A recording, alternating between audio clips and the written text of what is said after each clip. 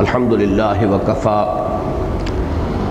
والصلاة والسلام علی عبادہ الذین اصطفیٰ خصوصاً علی افضلہم وخاتم النبیین محمد الامین وعلی آلہ وصحبہ اجمعین اما بعد فاعوذ باللہ من الشیطان الرجیم بسم اللہ الرحمن الرحیم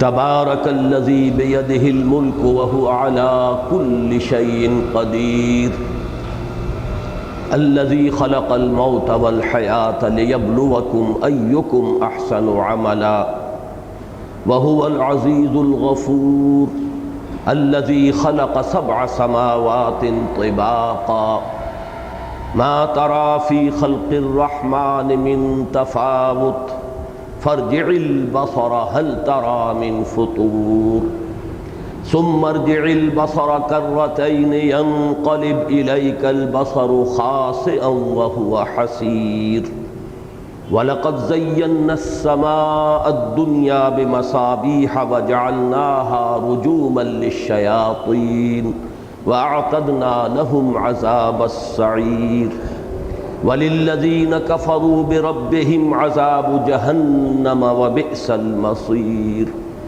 إِذَا أُلْقُوا فِيهَا سَمِعُوا لَهَا شَهِيقًا وَهِيَ تَفُورُ تَكَادُ تَمَيَّزُ مِنَ الْغَيْظِ كُلَّمَا أُلْقِيَ فِيهَا فَوْجٌ سَأَلَهُمْ خَزَنَتُهَا أَلَمْ يَأْتِكُمْ نَذِيرٌ قالوا بلى قد جاءنا نذير فكذبنا وقلنا ما نزل الله من شيء إن أنتم إلا في ضلال كبير وقالوا لو كنا نسمع أو نعقل ما كنا في أصحاب السعير فاعترفوا بذنبهم فسحقا لأصحاب السعير ان الذين يخشون ربهم بالغيب لهم مغفرة واجر كبير واسروا قولكم او اجهروا به انه عليم بذات الصدور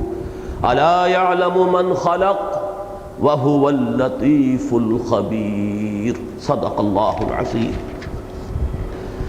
رب اشرح لي صدري ويسر لي امري واحلل عقدة من لساني يفقهوا قولي اللهم ربنا الہمنا رشدنا واعذنا من شرور انفسنا اللهم ارحمنا بالقرآن العظیم اللهم اجعله لنا اماما ونورا وهدى ورحمة اللهم ذکرنا منه ما نسینا وعلمنا منه ما جہلنا وارزقنا تلاوته آناء الليل وآناء النهار واجعله لنا حجة یا رب العالمین آمین۔ ہمارا یہ مسلسل درس کئی ماہ کے وقفے کے بعد شروع ہو رہا ہے،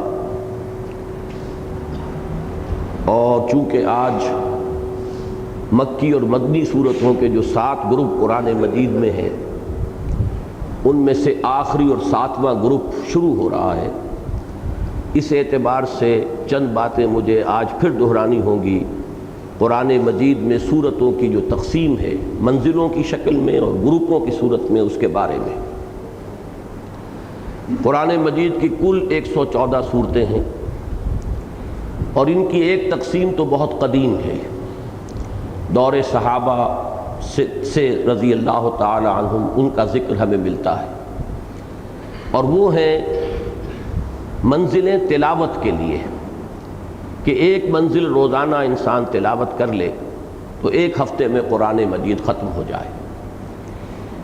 اس میں یہ نہیں ہے کہ صفحے گن کر برابر برابر 7 حصوں میں تقسیم کیے گئے ہوں، بلکہ مکمل صورتیں ہیں، لیکن یہ کہ ایک بہت ہی ایک ترتیب اس میں قائم ہوئی ہے کہ سورہ فاتحہ کو اگر الگ کر لیا جائے کہ وہ پورے قرآن مجید کے لیے ایک نہایت جامع مقدمے کی حیثیت رکھتی ہے، تو اس کے بعد سے تقسیم یہ ہے کہ پہلی منزل میں 3 صورتیں ہیں، دوسری میں 5 ہیں، تیسری میں 7 ہیں، چوتھی میں 9 ہیں، پھر 11 ہیں، پھر 13 ہیں۔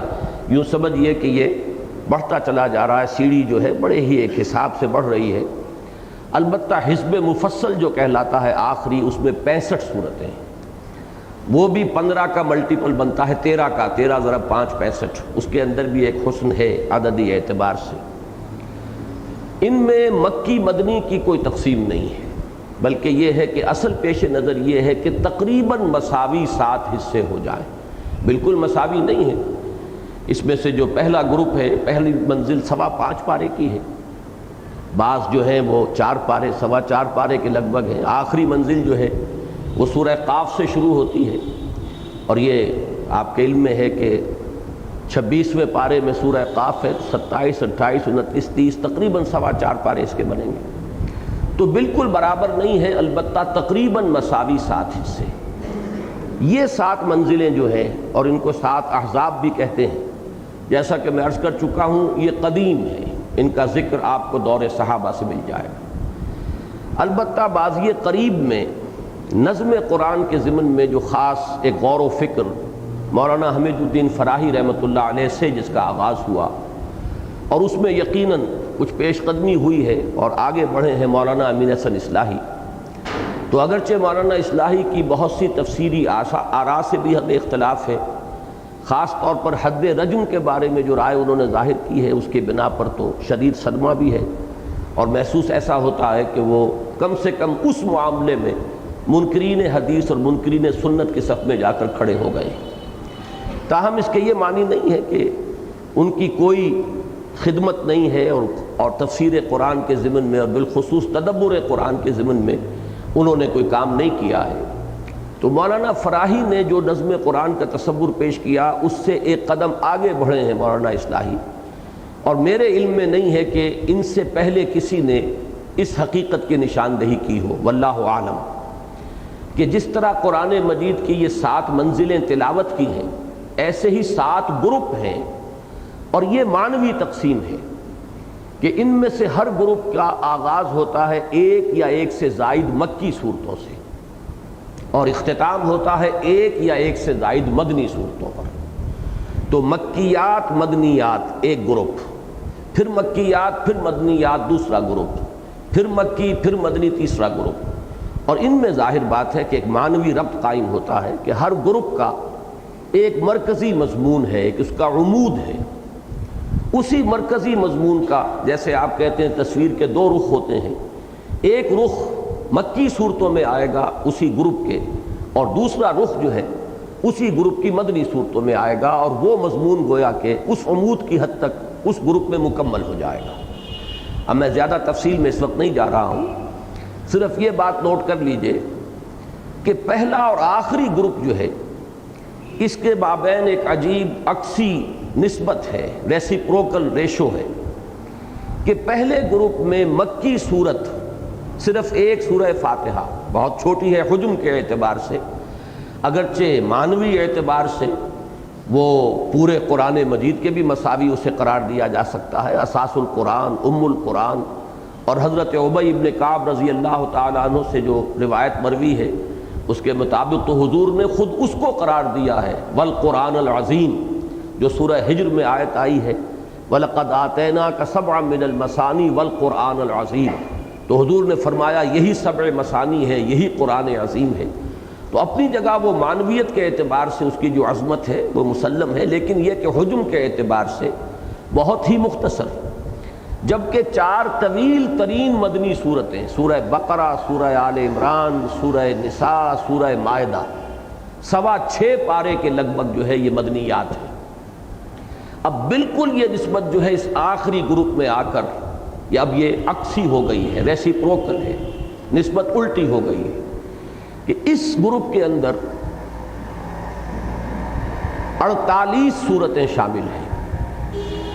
یہ نوٹ کر لیجئے کہ تلاوت کا جو آخری منزل والا معاملہ ہے، آخری منزل وہ سورہ قاف سے شروع ہو جاتی ہے، اس میں گروپ 2 ہیں، سورہ قاف سے لے کر سورہ واقعہ تک مکی صورتیں، سورہ حدید سے سورہ تحریم تک 10 صورتیں مدنی، یہ ہم پڑھ چکے ہیں، یہ ایک گروپ مکمل ہو گیا، یہ 6واں گروپ ہے، اور 7واں گروپ یہاں سے شروع ہو رہا ہے سورہ ملک سے، اور سورۃ الناس پر ختم ہوگا۔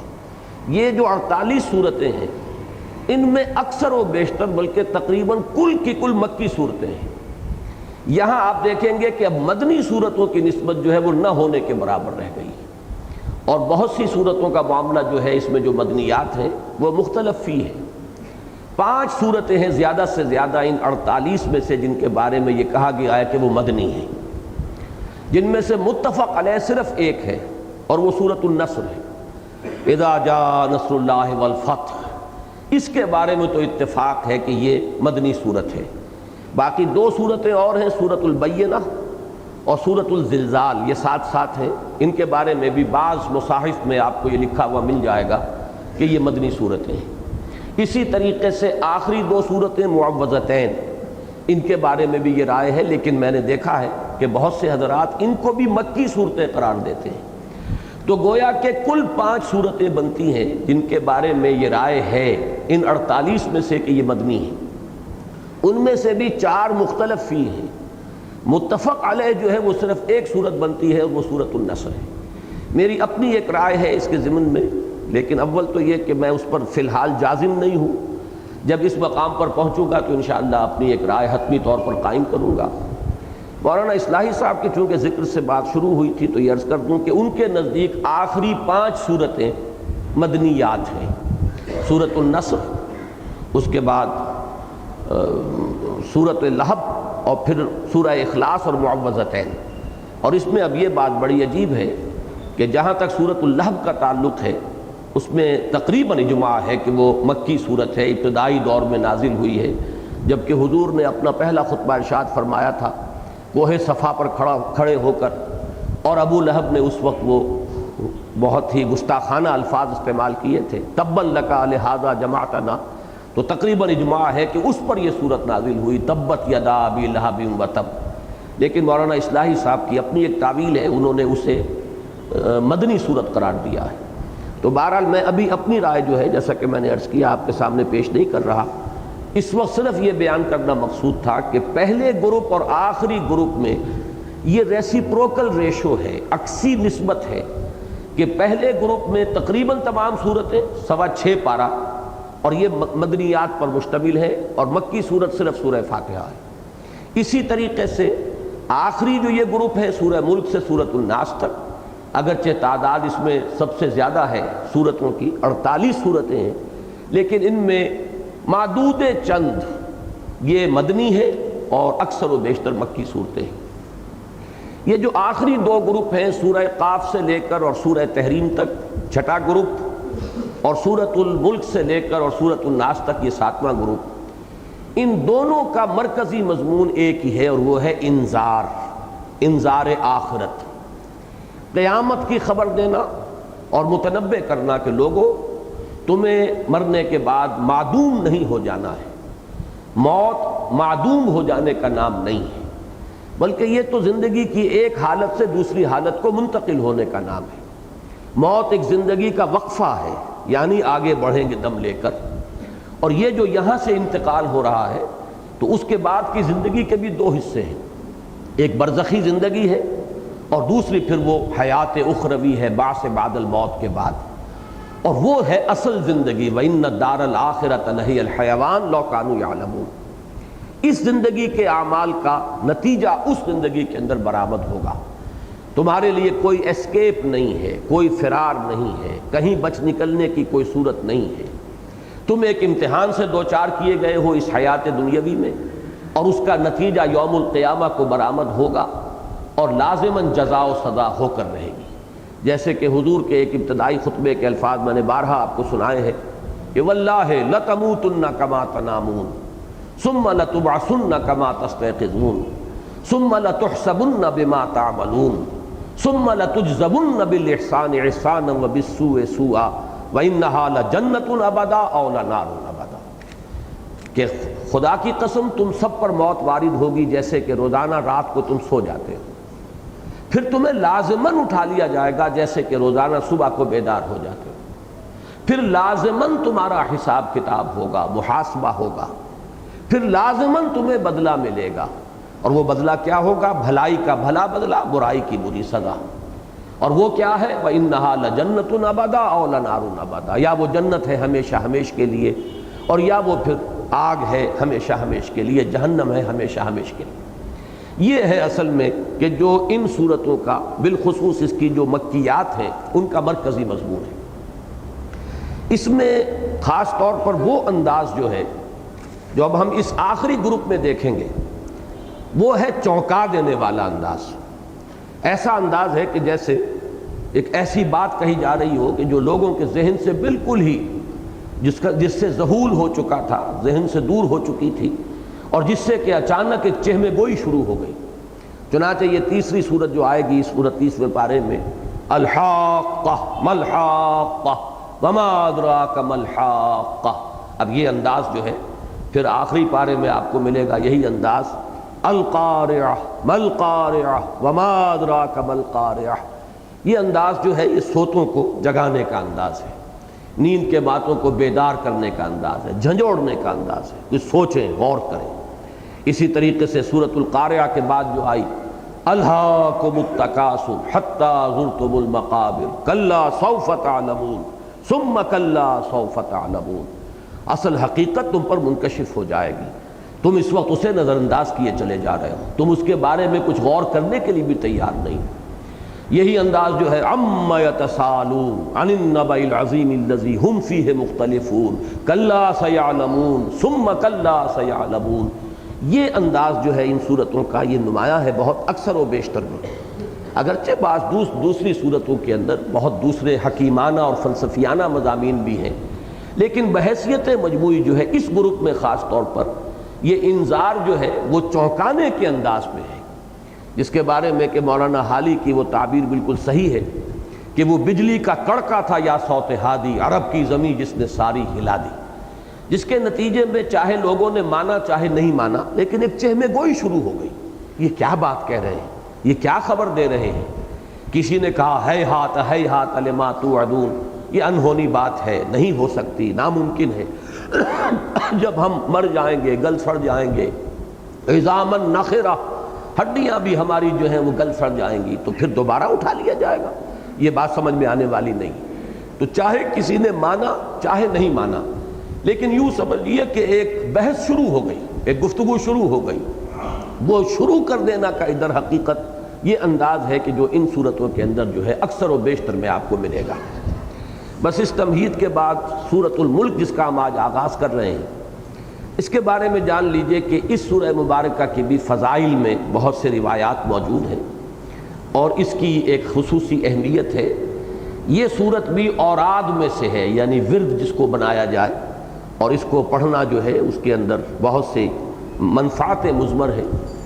اور یہ سورت بھی جیسے کہ سابقہ گروپ کی پہلی مکی سورت سے سورہ قاف، یہ بھی اسی جامعیت کی حامل ہے۔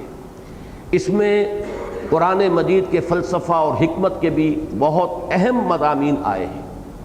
پھر یہ کہ ایمانیات ثلاثہ، توحید، عظمت خداوندی، اللہ تعالیٰ کی جلالت شان، اسی طریقے سے معاد، بعث بعد الموت، جنت اور دوزخ کا ذکر، اسی طریقے سے نبوت کا ذکر، رسالت کا ذکر، اور پھر یہ کہ استدلال آفاق و انفس سے، یہ ان تمام مضامین کے اوپر یہ سورہ مبارکہ بہت جامع ہے۔ اور جیسا کہ میں نے عرض کیا کہ اس میں بعض آیات بڑی اہمیت کی حامل ہیں، ایک تو حکمت اور فلسفے کے اعتبار سے اور ایک نفسیات انسانی کے اعتبار سے۔ بہرحال اب ہم اللہ کا نام لے کر اس سورہ مبارکہ کا ہم تسلسل کے ساتھ مطالعہ شروع کر رہے ہیں۔ تبارک الذی بیدہ الملک، پہلا لفظ جو ہے تبارکہ، بہت بابرکت ہے۔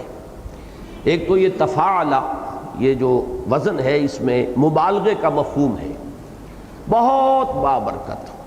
لیکن برکت کا مفہوم کیا ہے؟ یہ تبارکہ کا لفظ قرآن مجید میں اللہ تعالیٰ کی شان میں 9 مقامات پر آیا ہے، اور ان میں سے یہ نوٹ کیجئے کہ 3 مقامات صرف ایک سورۃ الفرقان میں ہے، اس کا بھی آغاز ہوا ہے تبارک الذی نزل الفرقان علی عبدہ لیکون للعالمین نذیرا، پھر اس کے بعد ایک آیت آتی ہے تبارکہ سے، پھر یہ آخری رکوع شروع ہوتا ہے تبارکہ سے۔ تو تبارکہ کا مفہوم کیا ہے؟ اس کا جو مادہ ہے برکن، اس کو کہتے ہیں جو اونٹ کا سینہ ہے، اور جب اونٹ بیٹھتا ہے تو آپ نے دیکھا ہوگا کہ اس کا سینہ زمین پر ٹکتا ہے، اور اس جگہ پر بھی جیسے تو ایک کوہان ہے اس کے اوپر، لیکن وہاں بھی ایک ایسا پیڈ بنا ہوا ہوتا ہے بہت مضبوط کہ جب وہ گویا کہ ٹک گیا تو اب اونٹ پورے طور پر زمین پر متمکن ہو گیا ہے اور وہ پورے اطمینان کے ساتھ بیٹھ گیا ہے۔ اسی سے مفہوم جو اس کا نکلا ہے وہ کسی چیز میں ثبوت اور ثبات اور کسی چیز کے اندر جماؤ کی کیفیت پیدا ہو جانا۔ مثلا ابترکوا فی الحرب، یہ جو مفردات امام راغب ہیں ان میں یہ مباحث آپ کو مل جائیں گے کہ عرب کہتے تھے ابترکوا فی الحرب، ابترکوا فی الحرب کے معنی ہے ثبتوا ولازموا موضع الحرب، جم گئے جنگ کے اندر اور وہ جنگ کی جگہ کو انہوں نے مضبوطی سے پکڑ لیا، میدان میں ان کے قدم جم گئے۔ یہ جماؤ اور ٹھہراؤ، اسی سے جب اللہ تعالیٰ کی شان میں یہ لفظ آتا ہے تو یہ ہے ثبوت الخیر الالہی، اللہ تعالیٰ کا جو فیض ہے، اللہ کے جو احسانات ہیں، اللہ کی طرف سے جو خیرات و حسنات ہیں اپنی مخلوق کے لیے، ان میں جماؤ پیدا ہو جانا، اور پھر اس میں مبالغے کی شان، یعنی اللہ تعالیٰ کی طرف سے فیض رسانی جو ہے اس کے اندر تسلسل، اس میں دوام، اس میں پائیداری پیدا ہو جانا، یہ ہے تبارک کا مفہوم۔ تبارک الذی بیدہ الملک، بہت بابرکت، بہت فیض رساں، بہت عظمت والی ہے وہ ہستی جس کے ہاتھ میں ہے بادشاہی۔ بیدہ ہی، اس کے ہاتھ میں ہے۔ اللہ تعالیٰ کے لیے یہ مختلف جو الفاظ آتے ہیں، ید ہے، چہرہ ہے، وجہ، ان تمام کے بارے میں جو ہمارا اہل سنت کا موقف ہے وہ یہ ہے کہ ان پر اجمالاً ایمان، باقی یہ کہ ظاہر بات ہے کہ ہم اس کو کسی تجسیم یا کسی جسم کے اوپر قیاس نہیں کر سکتے، اور اکثر و بیشتر اس سے مراد ہوگی یعنی استعارہ، کہ ید سے مراد ہے جیسے ہم کہتے ہیں قبضہ قدرت، کسی کے ہاتھ میں ہونا، یعنی اس کے اختیار میں ہونا، اس کے قبضے میں ہونا۔ بیدہ الملک، اسی کے قبضے میں ہے بادشاہی، اسی کا اختیار مطلق ہے ملک پر، بادشاہی پر۔ یہ لفظ ملک جو ہے اب اس پر بھی غور کیجئے کہ یہ جو صورتیں ابھی ہم پڑھ چکے ہیں، سورہ حدید، سورہ تغابن، اس میں بھی اللہ تعالیٰ کے لیے یہ لفظ جو ہے بتکرار و اعادہ آیا ہے۔ سورہ حدید کی ابتدائی 6 آیات آپ کو یاد ہوگا، ہم نے بہت تفصیل کے ساتھ ان کا مطالعہ کیا، اور ذات و صفات باری تعالیٰ کے ضمن میں میری ایک ذاتی رائے ہے جو میں نے بارہا عرض کی ہے کہ عظیم ترین اور جامع ترین مقام جو ہے وہ سورہ حدید کی پہلی 6 آیات پر مشتمل ہے۔ اس میں بھی 2 مرتبہ لہو ملک السماوات والارض، دوسری آیت میں لہو ملک السماوات والارض یحیی و یمیت وہو علی کل شیء قدیر، اور پھر اختتام پر آتا ہے لہو ملک السماوات والارض وإلی اللہ ترجع الامور، بلکہ ادھر سے بھی سمجھیے کہ یہ دوسری آیت ہے، اور وہ جو دوسری آیت آئی ہے وہ آخر سے لاسٹ بٹ 1 ہے، لیکن 6 آیتوں میں 2 مرتبہ اللہ تعالیٰ کے لیے اس شے کا اس بات کہ حکومت اور اختیار، اس کائنات کا کل اختیار، اس کی کل بادشاہی ڈی فیکٹو بھی ڈی جیورے بھی اللہ تعالیٰ کے ہاتھ میں ہے۔ اسی طریقے سے سورہ تغابن میں لہ الملک و لہ الحمد وہو علی کل شیء قدیر، اور اس ملک کے ساتھ علی کل شیء قدیر کی خصوصی مناسبت ہے۔ وہ بادشاہت کے جو جس میں کہیں عجز ہو، بادشاہ اگر کمزور ہو گیا ہو تو ظاہر بات ہے کہ بادشاہی میں خلل پیدا ہو جائے گا، پھر وہاں فساد رونما ہو جائے گا۔ تو اس کے ساتھ اللہ تعالیٰ کی قدرت تامہ اور قدرت کاملہ، لہ الملک و لہ الحمد وہو علی کل شیء قدیر۔ سورہ حدید میں بھی فرمایا لہ ملک السماوات والارض یحیی و یمیت وہو علی کل شیء قدیر، بالکل اسی کے ساتھ مناسبت اس آیہ مبارکہ کی ہے، تبارک الذی بیدہ الملک وہو علی کل شیء قدیر، بہت بابرکت، بڑی عظمت والی، بہت فیض رساں ہے وہ ہستی جس کے قبضے میں ہے کل بادشاہی، اور وہ ہر شے پر قادر ہے، کوئی شے اس کی قدرت سے باہر نہیں۔ یہ بات میں عرض کر چکا ہوں بارہا، اس وقت میں صرف اجمالاً ہی اس کی طرف اشارہ کر سکتا ہوں کہ اللہ تعالیٰ کی معرفت کو اگر ہم دو حصوں میں تقسیم کریں تو ایک معرفت ذات ہے، ایک معرفت صفات ہے۔ معرفت ذات ہمارے دائرے سے خارج ہے، وراء الورا ثم وراء الورا ثم وراء الورا، اس کے بارے میں ہم کوئی تصور کر ہی نہیں سکتے۔ ہماری قوت فکریہ، قوت متخیلہ، قوت متصورہ، یہ سب کی سب جو ہے وہ عاجز ہے۔ اے برو از وہم و قیل و قال من، بات ختم ہوتی ہے۔ سارا اب ہمارا جو ہے انحصار وہ ہے اللہ تعالیٰ کے اسماء و صفات کی معرفت۔ چنانچہ یہی الفاظ آئے ہیں ایمان مجمل میں، آمنت باللہ کما ہوا باسمائہ و صفاتہ۔ یہی ہمارے پاس کل جو ہے ہماری رسائی ہو سکتی ہے تو اللہ تعالیٰ کی صفات اور اسماء پر۔ اب ان صفات اور اسماء میں سے دو صفات ہیں اہم ترین، جس کا قرآن مجید میں نہایت کثرت کے ساتھ ذکر ہوا ہے، قدرت اور علم۔ اور اکثر و بیشتر جہاں اللہ تعالیٰ کی ذات و صفات کا بیان ہوا ہے، ابتدا میں صفت قدرت کا ذکر اور اختتام پر صفت علم کا ذکر۔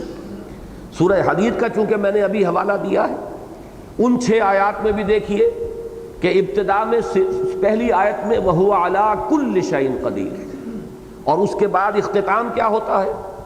وَهُوَ عَلِيمٌ بِذَاتِ الصُّدُورِ، وہ سینوں کے اندر جو راز مخفی ہیں اور دفن ہیں، جو ارادے اور نیتیں ہیں، ان سب کا بھی جاننے والا ہے۔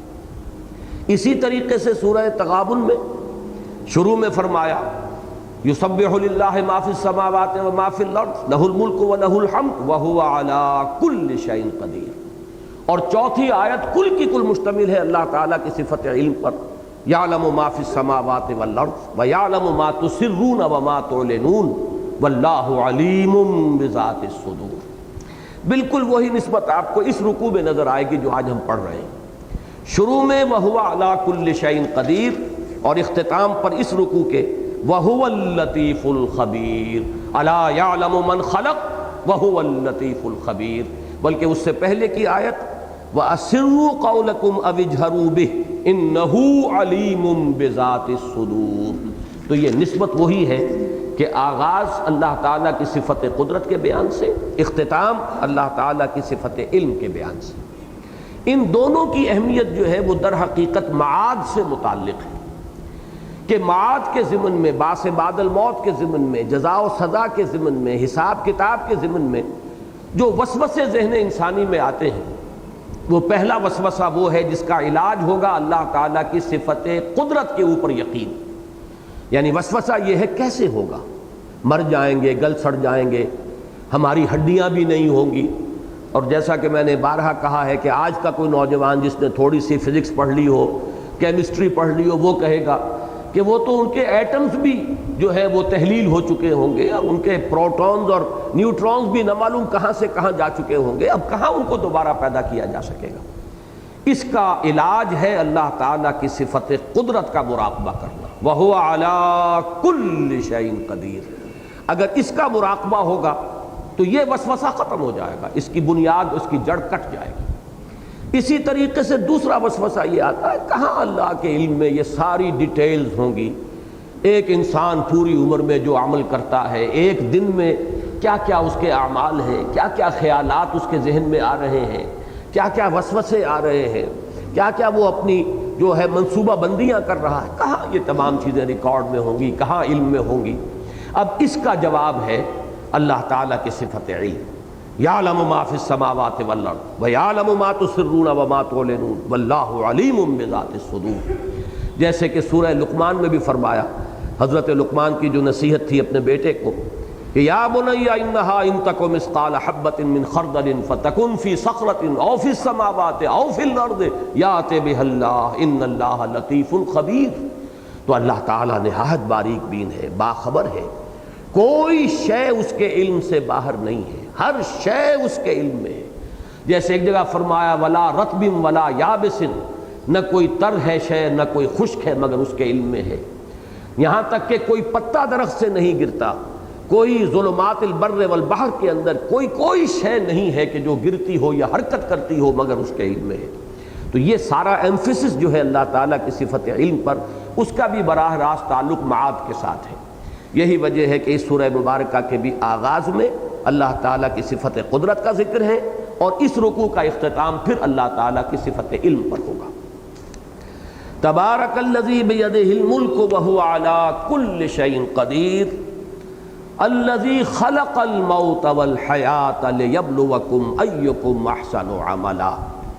میں نے تمہید میں جو 2 مرتبہ الفاظ کہے کہ اس سورہ مبارکہ میں فلسفہ اور حکمت قرآنی کے بہت اہم بعض مضامین ہیں، تو یہ دوسری آیت جو ہے یہ در حقیقت فلسفے سے اور حکمت قرآنی سے بہت گہری نسبت رکھنے والی ہے، اس لیے کہ زندگی کا معال کیا ہے، یہ زندگی کی حقیقت کیا ہے۔ پہلی بات یہ ہے زندگی کا آغاز و اختتام کیا ہے، پھر یہ کہ یہ زندگی جو ہمارے نزدیک گویا کہ اکثر و بیشتر ہم زندگی اسی کو قرار دے دیتے ہیں، اس زندگی کا مقصد کیا ہے، اس کی اصل غرض و غایت کیا ہے۔ تو یہ ہے اصل میں وہ بنیادی فکر سے متعلق اور فلسفے سے متعلق مسائل کہ جن کو اس آیہ مبارکہ کے اندر ڈیل کیا گیا۔ پہلی چیز جو بڑی اہم ہے، هو الذی خلق الموت والحیات، جس نے پیدا کیا، تخلیق فرمایا ہے موت کو بھی اور حیات کو بھی۔ اب یہاں پر جہاں تک حیات کا ہمارا تاثر ہے، تصور ہے، وہ تو یہ ہے کہ یہ ایک مثبت وجودی حقیقت ہے، لیکن موت کے بارے میں ایک مغالطہ ذہنوں میں بیٹھا ہوا ہے۔ بالعموم اس کا بارے میں ذہنوں میں یہ خیال ہے کہ موت معدوم ہو جانے کا نام ہے۔ چنانچہ بعض جگہ پر تو آپ اکثر و بیشتر تراجم میں بھی دیکھیں گے کہ جیسے قرآن مجید میں سورہ بقرہ کے 3 رکوع میں جو آیت آئی کیف تکفرون باللہ وکنتم امواتا فاحیاکم ثم یمیتکم ثم یحییکم، وہاں بھی آپ دیکھیں گے کہ موت مقدم، حیات اس کے بعد۔ لیکن یہ کہ اس موت کے بارے میں اکثر لوگوں کا مغالطہ ہے کہ گویا کہ معدوم کے معنی میں ہم اسے لے رہے ہیں کہ تم معدوم تھے پھر تمہیں اللہ نے زندہ کیا ہے۔ تو یہاں چونکہ اس موضوع پر کئی مرتبہ گفتگو ہو چکی ہے، لیکن میں اس جگہ توجہ دلا رہا ہوں، خلق الموت والحیات، موت بھی در حقیقت مخلوق ہے، یہ ایک مثبت حقیقت ہے جس پر کہ تخلیق کا عمل گزرا ہے، یہ موضوع ہے عمل تخلیق کا، یہ ایک مثبت وجودی حقیقت ہے۔ موت در حقیقت معدوم ہونے کا نام نہیں ہے، اس لیے کہ عدم پر تخلیق کا اطلاق نہیں ہو سکتا۔ عدم کو پیدا کیا کیسے جائے گا؟ عدم تو در حقیقت جو ہے وہ تخلیق کے بالکل منافی ہو جائے گی، ضد ہو جائے گی۔ لہذا جیسے زندگی ایک مثبت حقیقت ہے جس پر کہ لفظ تخلیق کا اطلاق ہو رہا ہے، ایسے ہی موت بھی ایک مثبت وجودی حقیقت ہے جس پر کہ عمل تخلیق کا اطلاق ہو رہا ہے۔ خلق الموت والحیات لیبلوکم ایکم احسن عملا۔ اب اس میں دیکھیے کہ جہاں تک اس موت کا تعلق ہے جو ہماری زندگی کے بعد آنے والی ہے، اس کے بارے میں تو ہمیں یقین کے ساتھ معلوم ہے کہ وہ معدوم ہونے کی بات نہیں ہے، وہ تو ہمارے ایمان کے بنیادی آرٹیکلز آف فیتھ جنہیں کہا جائے گا اس میں شامل ہے، اس لیے کہ موت معدوم ہونے کا نام نہیں ہے، بلکہ موت تو در حقیقت ایک کیفیت سے دوسری کیفیت کو منتقل ہونے کا نام ہے۔ آخری جو بھی ہمارا اس حصہ ہے زندگی کا وہ حیات اخروی، وہ تو سب سے بڑی حقیقت ہے، سب سے بڑی زندگی ہی وہ ہے، لیکن یہ درمیانی وقفہ بھی معدوم ہونے کا نام نہیں ہے، بلکہ جیسا کہ آپ کو معلوم ہے عالم برزخ میں بھی ایک نوع کی زندگی ہے، حیات برزخی ہے۔ اس حیات برزخی کے اندر بھی انسان پر کیفیات وارد ہوں گی، جیسے کہ مشہور ہمارے ہاں اصطلاح ہے عذاب قبر، تو صرف عذاب قبر کا معاملہ نہیں ہے بلکہ ثواب قبر کا معاملہ بھی ہے، اس لیے کہ صحیح احادیث میں یہ موجود ہے کہ قبر جو ہے یا جنت کے باغیچوں میں سے ایک باغیچہ ہے اور یا دوزخ کے گڑھوں میں سے ایک گڑھا ہے، تو معلوم ہوا کہ یہ برزخ کا دور جو ہے یہ بھی معدوم ہونے کا نام نہیں ہے بہرحال، اور اس کے بعد جو اصل زندگی شروع ہوگی وہ تو ابدی زندگی ہے، اور حقیقت میں تو وہی اس قابل ہے کہ اسے زندگی قرار دیا جائے۔ وَإِنَّ الدَّارَ الْآخِرَةَ لَهِيَ الْحَيَوَانُ لَوْ كَانُوا يَعْلَمُونَ، یقیناً وہ پچھلا گھر اور پچھلی زندگی جو ہے اصل زندگی تو ہے ہی وہ، کاش کہ انہیں معلوم ہوتا۔ البتہ یہ جہاں تک دو حیاتیں ہیں، حیات دنیاوی، حیات اخروی، اور ان کے درمیان میں یہ حیات برزخی، یہ تو تین چیزیں وہ ہیں کہ جو قرآن مجید سے ابتدائی تعارف رکھنے والا شخص بھی جانتا ہے، اور ہر مسلمان کے وہ ایمان کے لازمی اجزاء میں شامل ہے۔ لیکن ایک حیات اس سے پہلے ہے، ایک موت اس سے پہلے آ چکی ہے۔ یہ در حقیقت فلسفے اور حکمت قرآنی کا ذرا غامض پہلو ہے۔ مختلف مقامات پر اس کی طرف اشارات ہیں، تفاصیل اس کی آپ کو قرآن میں نہیں ملے گی، اس لیے کہ جو حکمت کے غامض مسائل ہیں انہیں قرآن مجید نے تفصیل کے ساتھ اس پر بحث نہیں کی ہے، اس لیے کہ قرآن مجید صرف حکماء کے لیے نہیں ہے، فلاسفہ کے لیے نہیں ہے، بہت اعلیٰ عقلی صلاحیتیں رکھنے والوں کے لیے نہیں ہے، یہ عامیوں کے لیے بھی ہے، عوام کے لیے بھی ہے۔ لہذا اس میں زیادہ تر بحث کی گئی ہے تفصیل کے ساتھ انہی چیزوں پر کہ جو سب کے ذہن کی گرفت میں آ جائیں، سب کے علم کی سطح تک رسائی جو ہے ان چیزوں کی ہو جائے، اور باقی چیزیں جو ہیں کہ جو زیادہ غامض ہیں، دقیق ہیں، فلسفیانہ حقائق ہیں، ان کی طرف صرف اشارے ہیں، اس لیے کہ ان کو ظاہر بات ہے کہ ان سے دلچسپی رکھنے والے عقلاء اور حکماء ہوں گے، اور عاقلانہ اشارہ کافی است، عاقلوں کے لیے ظاہر بات ہے کہ اشارہ کافی ہے۔ وہ جب وہاں سے گزریں گے وہ ڈیرا لگا کر بیٹھ جائیں گے، جیسے کہ میں نے ابھی آیت آپ کو سنائی، کیف تکفرون باللہ وکنتم امواتا فاحیاکم ثم یمیتکم ثم یحییکم ثم الیہ ترجعون۔ معلوم ہوا 4 ادوار ہیں، ایک موت پہلے تھی، پھر اس کے بعد احیاء ہوا ہے، پھر اب یہ زندگی آئی ہے، پھر اماتہ ہوگا، پھر اس کے اوپر موت کا عمل وارد ہوگا، پھر احیاء ہوگا، اور پھر وہ زندگی ابدی ہو جائے گی۔ لیکن یہ مضمون جو ہے اپنی کلائمیکس میں جو سامنے آیا ہے وہ سورہ غافر یا سورہ مومن، یہ 2 نام ہیں سورہ مبارکہ کے، اس کی جو آیت ہے، اور میں نے سن 66 میں ایک مضمون لکھا تھا حقیقت زندگی کے عنوان سے، جو پہلے ہفت روزہ الاعتصام میں چھپا، پھر میثاق میں چھپا، پھر حکمت قرآن میں چھپا۔ میں بار بار، چونکہ وہ میری بہت ہی محبوب تحریروں میں سے ہے، پہلی مرتبہ اس میں نے اس آیت مبارکہ کی طرف اشارہ کیا، اور مولانا عبدالغفار حسن صاحب کا مدینہ میں اس وقت تھے، مدینہ منورہ میں یونیورسٹی میں پڑھاتے تھے، وہاں سے مجھے خط آیا کہ یہ پہلی مرتبہ تم نے اشارہ کیا ہے، اور ایک بہت بڑی علمی حقیقت ہے کہ جو ہاتھ آئی ہے۔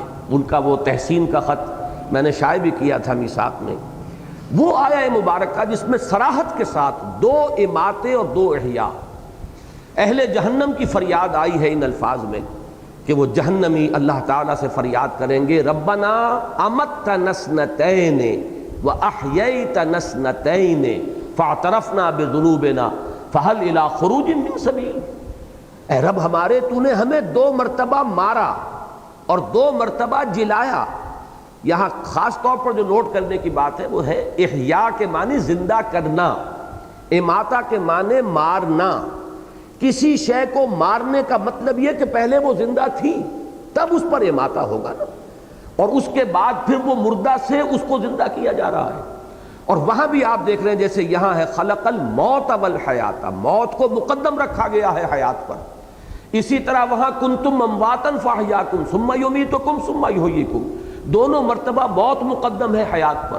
اور اسی طرح اس آیہ مبارکہ میں ربنا امتنا اثنتین واحییتنا اثنتین فاعترفنا بذنوبنا فہل الی خروج من سبیل، رب ہمارے، تو نے ہمیں 2 مرتبہ مارا اور 2 مرتبہ زندہ کیا، تو اب ہم نے اپنے گناہوں کا اعتراف کر لیا۔ یہ اس رکوع میں بھی وہ لفظ آیا ہے فاعترفوا بذنبہم، تو انہوں نے اعتراف کر لیا، وہ اعتراف کر لیں گے اپنے گناہ کا۔ وہاں بھی فرمایا گیا ہم نے اعتراف کر لیا اپنے گناہوں کا، فہل الی خروج من سبیل، اب یہاں سے نکلنے کے لیے بھی کوئی راستہ ہے، کوئی شکل ہے؟ یعنی اگر 4-5 ہم پر مراحل آ چکے ہیں تو پروردگار ایک مرحلہ اور، یعنی جب اس طریقے سے 2 مرتبہ اماتہ ہو چکا، 2 مرتبہ احیاء ہو چکا، تو پھر یہ کہ کوئی ایک اور شکل ہو جائے، کوئی اور مہلت مل جائے۔ گویا کہ دلیل کے طور پر فہل الی خروج من سبیل کی جو استدعا ہے اس کی دلیل کے طور پر یہ لایا گیا، تو نے 2 مرتبہ ہمیں مارا، 2 مرتبہ جلایا، تو اب 1 مرتبہ اور ہمیں موقع عنایت ہو جائے۔ اب میں نے ابھی ایک لفظ کہا تھا، شاید آپ چونکے ہوں، کہ در حقیقت یہ 4 نہیں 5 ادوار ہے، اس لیے کہ پہلے اماتے سے پہلے ایک زندگی ہے، تبھی تو اماتہ ہوگا۔ تو حیات اولا، پھر اماتہ اولا ہوا ہے، پہلی موت ہوئی ہے، پھر احیاء اولا، یہ دوسری زندگی ہوئی، پھر اماتہ ثانیہ دوسری مرتبہ کا موت کا وارد کیا جانا، اس کے بعد احیاء ثانی ہوگا، دوسری مرتبہ کا زندہ کیا جانا، اور اس کے بعد زندگی۔ گویا کہ 3 زندگیوں کے مابین 2 موتیں حائل ہیں۔ اب نوٹ کر لیجئے اس کو، بات ثابت یہ ہوا 3 زندگیوں کے مابین وقفے ہیں 2 موتوں کے، پہلی زندگی پھر موت، پھر زندگی پھر موت پھر زندگی۔ اب اس کو نوٹ کیجئے، میں نے پہلے بھی عرض کیا ہے لیکن بعض حضرات آج یہاں نئے ہیں۔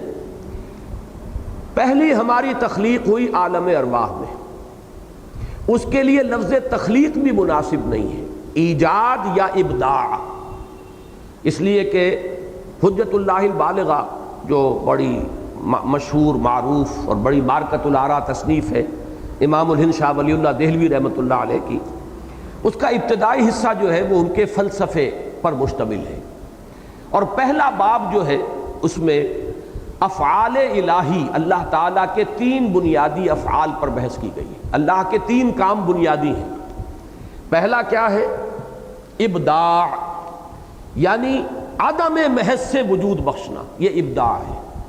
دوسرا ہے خلق، خلق یہ ہے کہ کسی شے سے کوئی شے بنا دینا، یہ خلق ہے۔ اور تیسرے تدبیر، یدبر الامر من السماء الی الارض، اللہ تعالیٰ کے تمام افعال جو ہیں وہ ان 3 کیٹیگریز کے اندر فال کریں گے۔ 3 بڑی بڑی کیٹیگریز ہیں کہ اللہ کے تمام افعال وہ ان کے منقسم ہو جائیں گے، ابداع، عدم محض سے وجود بخشنا۔ اسی لیے میں نے کہا کہ اس کو ایجاد کہا جائے یا ابداع کہا جائے یہ صحیح لفظ ہوگا، خلق نہیں، اس لیے کہ خلق کے لفظ کا اطلاق ہوتا ہے کسی شے سے کوئی شے بنانا۔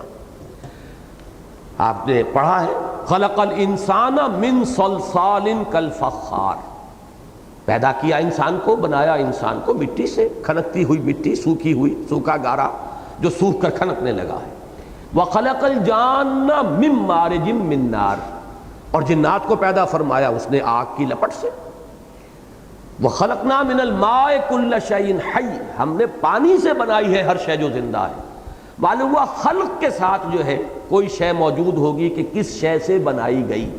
البتہ پہلا مرحلہ جو ہے ایجاد و ابداع وہ ہے کہ جس میں اس سے پہلے کوئی شے نہیں تھی، عدم محض سے، انگریزی میں جسے کہتے ہیں کریشن ایکس نہیلو، عدم محض سے کریٹ کرنا، یہ ہے ایجاد و ابداع۔ پھر ایک شے سے دوسری شے، دوسری سے تیسری، پھر امتزاج ان کو جوڑ کر بنانا، ایک کی شکل بدل دینا، یہ ہے خلق۔ اور انہی کے مابین پھر اللہ تعالیٰ کے احکام، اس کے اوامر، یہ جو ہے ان کی تنفیذ ہوتی ہے، یہ ہے تدبیر۔ تو یہ 3 بنیادی افعال ہیں۔ میں نے اس کا ذکر اس لیے کیا کہ پہلی زندگی جو ہے اس کے لیے لفظ خلق موضوع نہیں ہے، وہ ہماری تخلیق اول جو ہے، وہ جو تخلیق اول ہے ہماری، وہ عالم ارواح میں ہوئی ہے، اور اس کے لیے ایجاد و ابداع کا لفظ مناسب ہوگا۔ اس کے بعد پہلی زندگی تھی جس میں کہ وہ ہم نے عہد کیا تھا الستو بربکم قالوا بلا، ظاہر بات ہے زندگی تھی، نہ صرف زندگی تھی، پورا شعور ذات موجود تھا، ہم نے معاہدہ کیا اللہ کے ساتھ۔ تو جب تک کہ سیلف کانشسنس نہ ہو، شعور ذات نہ ہو، معاہدے کی کوئی حیثیت ہی نہیں۔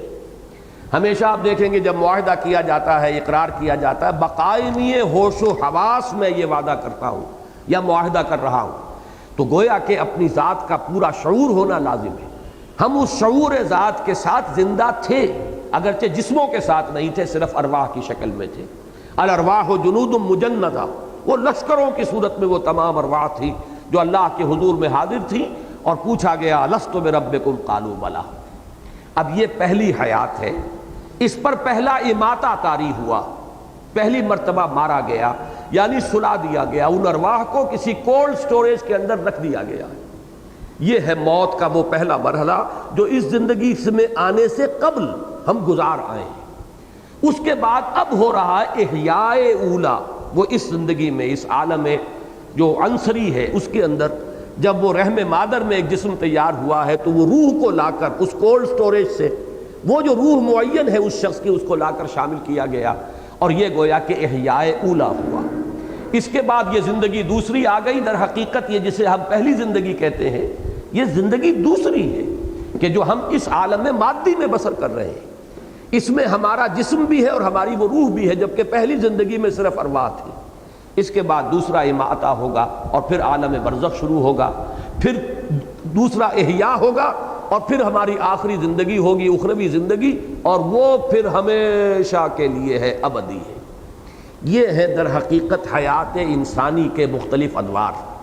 اب اس میں ذرا ایک بات میں اور ہمت اور جرأت کر کے عرض کر رہا ہوں، اس سے یہ تو ثابت ہوا ہے ہمارے ایمان کا جزو لازم کہ ہم ابدی ہیں، ہمیں کبھی ختم نہیں ہونا، اس لیے کہ اصل زندگی آخرت کی زندگی ہے اور وہ ابدی ہے، جنت میں ہو چاہے وہ جہنم میں ہو، وہ ابدی زندگی ہے۔ تو معلوم یہ ہوا کہ ہم ابدی ہیں۔ البتہ اسی کا ایک اور غامض پہلو یہ ہے کہ ہم ازلی بھی ہیں، ہمیشہ سے ہیں۔ اب یہ ذرا بات آپ کو چونکانے کے لیے میں کہہ رہا ہوں، اس لیے کہ ہم علم خداوندی میں ہمیشہ سے ہیں۔ میرا جو بھی وجود ہے، میرا تشخص جو اس وقت ہے، علم خداوندی میں تو ہمیشہ سے ہے۔ اللہ کا علم جو ہے وہ حادث نہیں ہے، اللہ کا علم اس کی ذات کے ساتھ، جیسے کہ اس کی ذات قدیم ہے اس کا علم بھی قدیم ہے۔ کوئی شے جس کا وجود اس عالم میں کبھی ہونا ہوگا وہ علم خداوندی میں ازل سے موجود ہے، جس کو کہ ہمارے صوفیہ اور ہمارے متکلمین کہتے ہیں صور علمیہ۔ علم خداوندی میں یہ تمام صورتیں پہلے سے موجود ہیں، تو ہماری ایک پوٹینشل ایگزسٹنس جو ہے، پوٹینشل ہے، یہ بالقوہ وجود تھا ہمارا علم خداوندی میں، اور وہ ہمیشہ سے تھا۔ اس کے بعد ہمارا پہلا وجود عالم ارواح میں ہوا ہے، وہ ہمارا وجود خارجی ہے، اور اس کے بعد پھر ہمارا یہ وجود ہے جو مادی زندگی کے ساتھ ہو رہا ہے، مادی جسد کے ساتھ ہو رہا ہے، پھر ہمارا ایک اور وجود ہوگا اور وہ ابدی ہے۔ اب یہ ہیں وہ چیزیں جن کے بارے میں میں نے عرض کیا کہ یہ وہ حقائق ہیں کہ جن میں سے حیات دنیاوی تو ہمارے سامنے کی شے ہے، ہمارے تجربے کی شے ہے، حیات اخروی وہ ہے جس کا جاننا لازم ہے اگر اس زندگی کو درست بسر کرنا ہے۔ لہذا ان پر تو تفصیل سے گفتگو ہوئی ہے، پوری بحث ہے، پوری شرح و بسط کے ساتھ ہے، لیکن یہ ابتدائی مراحل جو ہیں یہ خالص علمی باتیں ہیں، یہ ایک حکمت کے وہ غامض مضامین ہیں کہ جن کو قرآن مجید نے بہت ہی اشارے صرف کر دیے ہیں، اس کے علاوہ یہ کہ ان پر تفصیلی بحث نہیں کی ہے، اور خود اس کا جو سبب ہے وہ میں بیان کر چکا ہوں، اس لیے کہ یہ حکمت و فلسفہ کے جو غامض مضامین ہیں ان کا تعلق ہے حکما سے، اور عاقلاں را اشارہ کافی است۔ اب جو میں نے یہ اس قدر طویل جو زندگی ہے انسان کی، اس کے لیے میں نے وہ لفظ ازلی بھی استعمال کر دیا کہ پوٹینشل ایگزسٹنس ہماری جو ہے وہ تو جب اللہ تعالیٰ کے علم میں ہم ہمیشہ سے موجود تھے۔ ایک تو یہ کہ علامہ اقبال کی جو نظم ہے زندگی کے عنوان سے بانگ درا میں، اس میں دو شعر آج کے ہمارے اس درس کے اعتبار سے انتہائی اہم ہیں، بلکہ اسی آیت کے اعتبار سے اہم ہے۔ پہلا شعر، تو اسے پیمانہ امروز و فرداں سے نہ ناب، جاوداں پہ ہم دواں ہر دم جواں ہے زندگی۔ واقعہ یہ ہے کہ جو ان الفاظ کے اندر جو شوکت ہے، یہ اس آیہ مبارکہ کے پہلے حصے کی صحیح ترین تعبیر ہے۔ کیا تم سال گنتے ہو 60 سال، 70 سال، 80 سال؟ کیا یہ زندگی ہے؟ یہ تو تمہارے ذہن کی بڑی تنگی ہے۔ بلکہ میں نے وہ حقیقت زندگی کا اپنا مضمون شروع یہاں سے کیا ہے کہ یہ لوگ کہ جو صرف تجربہ اور شہود کے اوپر ایمان رکھنے والے ہیں، وہ تو زندگی سمجھتے ہیں بس پیدائش سے موت تک کا وقفہ، لیکن کیا یہ 30، 40، 50، 60 سال، 70 سال، 80 سال، ان میں بھی پہلا حصہ گزر جاتا ہے جس میں شعور ہی نہیں، اور پھر بڑھاپا آ گیا تو کہ لا یعلم بعد علم شیئا، پھر کچھ شعور نہیں رہتا، بیچ کے 30-40 سال بمشکل ہے کہ جو شعور کے ہیں، تو کیا یہ کل ہماری حقیقت یہی ہے؟ اشرف المخلوقات جس کے بارے میں اللہ یہ فرمائے خلقتہ بیدی، میں نے اسے اپنے دونوں ہاتھوں سے بنایا ہے، وَلَقَدْ كَرَّمْنَا بَنِي آدَمَ وَحَمَلْنَاهُمْ فِي الْبَرِّ وَالْبَحْرِ وَرَزَقْنَاهُمْ مِنَ الطَّيِّبَاتِ وَفَضَّلْنَاهُمْ عَلَىٰ كَثِيرٍ مِّمَّنْ خَلَقْنَا تَفْضِيلًا، جس کی شان اس طریقے سے بیان کی جا رہی ہو، کیا اس کی حقیقت بس یہی ہوگی؟ اور اس میں بھی یہ کہ عمر دراز مانگ کے لائے تھے، 4 دن 2 آرزو میں کٹ گئے، 2 انتظار میں۔ واقعہ یہ ہے کہ اگر 70 برس کی زندگی بھی ہو تو 40 برس تو گزر جاتے ہیں، بے شعوری کے شروع کا اور آخر کا حصہ دونوں شامل کر لیجئے، تو بیچ میں کیا ہے وہ 2 دن کی زندگی رہ جائے گی کہ جس میں شعور ہے، حرکت ہے، ارادے ہیں، عزائم ہیں، امنگیں ہیں، آپ کچھ بناتے ہیں، بگاڑتے ہیں۔ کوئی چیز جو ہے وہ آپ کی زندگی کا جو اصل کہنا پروڈکٹیو پیریڈ ہے وہ تو وہی ہے. تو زندگی یہ نہیں ہے، یہ زندگی بہت طویل عمل ہے. تو اسے پیمانہ امروز و فردا سے نہ ناپ، جاویداں پے ہم دواں ہر دم جواں ہے زندگی. اب یہ جو جاویداں پے ہم دواں ہر دم جواں ہے زندگی، ظاہر بات ہے کہ ان حقائق کو کما حق ہو تو ان کی تعبیر ممکن ہی نہیں ہے. بس الفاظ آئیں کہ جس سے کچھ تاثر مل جائے.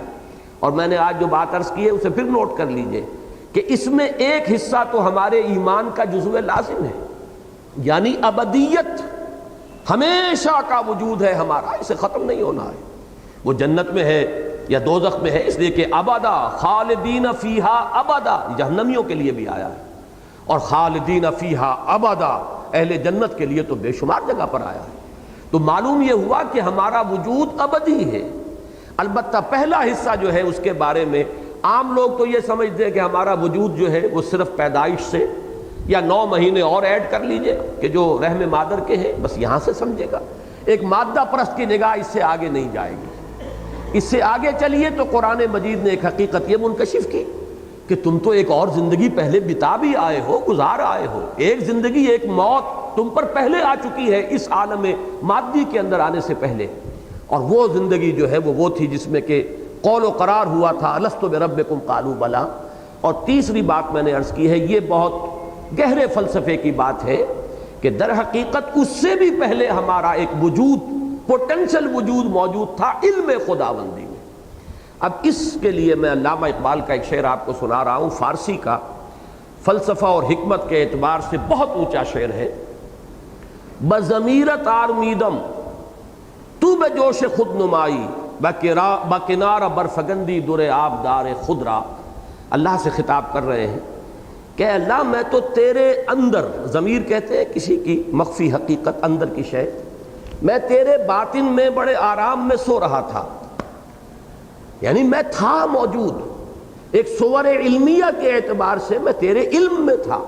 اب تیرے علم میں تھا تو میں تھا، لیکن میں تیرے وجود مطلق میں میرا ایک وجود تھا. بالکل جیسے کہ ایک سی پی کے اندر، یہ ایک مثال آگے دی ہے تشبیہ، سی پی کے اندر موتی موجود ہوتا ہے لیکن سی پی ایک وقت تک بند رہتی ہے، موتی ظاہر نہیں ہوتا. بضمیرت آرمیدم تو بجوش خود نمائی. پروردگار تو نے اپنے آپ کو ظاہر کرنے کے لیے تو نے یہ کائنات بنائی، مجھے بھی بنایا. یہ جو اگرچہ قرآن مجید میں کوئی نص قطعی کے طور پر یہ مضمون میرے علم کی حد تک نہیں ہے، اور اس حدیث پر بھی محدثین کا تو ظاہر بات ہے کہ اس پر گفتگو ہے اور جرا ہے، لیکن یہ کہ اکثر ہمارے ہاں کے حکماء اور فلسفہ اسے تسلیم کرتے ہیں کہ اللہ تعالیٰ نے یہ کائنات کیوں پیدا کی. کنت کنزا مخفیا فاحببت ان اعرف فخلقت الخلق. میں ایک چھپے ہوئے خزانے کے مانند تھا، میرے اندر قوت کا لاوا تھا جو کھول رہا تھا، میرے اندر خلاقی تھی، لیکن یہ کہ اسے پہچاننے والا کوئی نہیں تھا. لہذا میں نے خلق کو پیدا کیا، اس سے میری وہ قوت خلاقی اور میری وہ قوت جو ہے وہ ظاہر ہوئی. الباری، الخالق، المصور، یہ جو اس کی صلاحیتیں تھیں، یہ جو پوٹینشیلٹیز تھیں، یہ چھپی ہوئی تھی، مخفی تھیں. تخلیق سے وہ ظاہر ہوئی، اور پھر اس تخلیق کے بعد ایک ایسی مخلوق پیدا کی گئی جس میں یہ شعور تھا کہ وہ اس کا پورا احساس اور ادراک کر سکے اور معرفت حاصل کر سکے. تو معلوم یہ ہوا کہ اللہ تعالیٰ نے اپنے آپ کو ظاہر کرنے کے لیے اور اپنے آپ کو پہچانوانے کے لیے کائنات تخلیق کی، اپنے آپ کو ظاہر کرنے کے لیے کائنات تخلیق فرمائی، اور اپنے آپ کو پہچانوانے کے لیے انسان کو پیدا کیا کہ یہ معرفت کی اس کے اندر صلاحیت تھی کہ اللہ کو پہچانے. تو بضمیرت آرمیدم تو بجوش خود نمائی، اپنے آپ کو ظاہر کرنے کے جوش میں تو نے اس کائنات کو بنایا اور مجھے بھی پیدا کیا. اور اپنے بارے میں کہہ رہے ہیں بکنارہ برفگندی در آب دار خدرا، جیسے سی پی کے اندر وہ موتی موجود تھا لیکن پتہ نہیں کسی کو نظر نہیں آ رہا، قوم اس کی خوبصورتی کو دیکھے، قوم اس کے حسن کا جو ہے اس کو اپریشیٹ کرے. تو اس نے اپنا منہ کھولا اور موتی کو باہر پھینکا تاکہ اس موتی کا حسن ظاہر ہو. تو تو نے بھی مجھے اپنے اندر سے نکال کر باہر ڈالا ہے. بضمیر تار امیدم تو بجوش خود نمائی بکنار برفگندی در آبدار خضرا، میں تو تیرے اندر کا ایک موتی ہوں، یہ تیرے اندر کا موتی ہے جس کو میں کہہ رہا ہوں۔ متکلمین نے اس کے لیے اصطلاح وضع کی ہے صور علمیہ، کائنات میں جو شے بھی خارج میں پیدا ہوئی ہے پہلے وہ اللہ تعالیٰ کے علم میں موجود تھی، اور وہ اللہ کے علم میں اس کا وجود جو ہے وہ اس کا پوٹینشل ایگزسٹنس ہے۔ اس اعتبار سے میں نے آج عرض کیا ہے بات کو، اس لیے کہ اب پتہ نہیں کتنے زندگی کا کتنا حصہ بقایا ہے۔ میں اس حصے کے درس کے دوران چاہتا ہوں کہ وہ چیزیں کہ جن پر میں نے تاحال جان بوجھ کر گفتگو نہیں کی ہے، میں چاہتا ہوں کہ اب ان کے بارے میں بھی جس چیز کے بارے میں میری ایک رائے بنی ہے اور جو بھی میں نے مختلف جو گوشے ہیں ان سے حاصل کیا ہے وہ میں آپ کے سامنے رکھوں۔ اگرچہ مجھے اندیشہ ہے کہ چونکہ جس قسم کا یہ اجتماع ہوتا ہے اس میں بالکل نئے لوگ بھی ہوتے ہیں، ہمارے نوجوان طلبہ بھی ہوتے ہیں، اور اس قسم کے مضامین جو ہے ان کے اندر خطرہ ہوتا ہے کہ کچھ لوگ جو ہیں جن کی فہم کی سطح سے وہ بہت بالا تر ہوں ان کے لیے وہ فتنہ نہ بن جائیں۔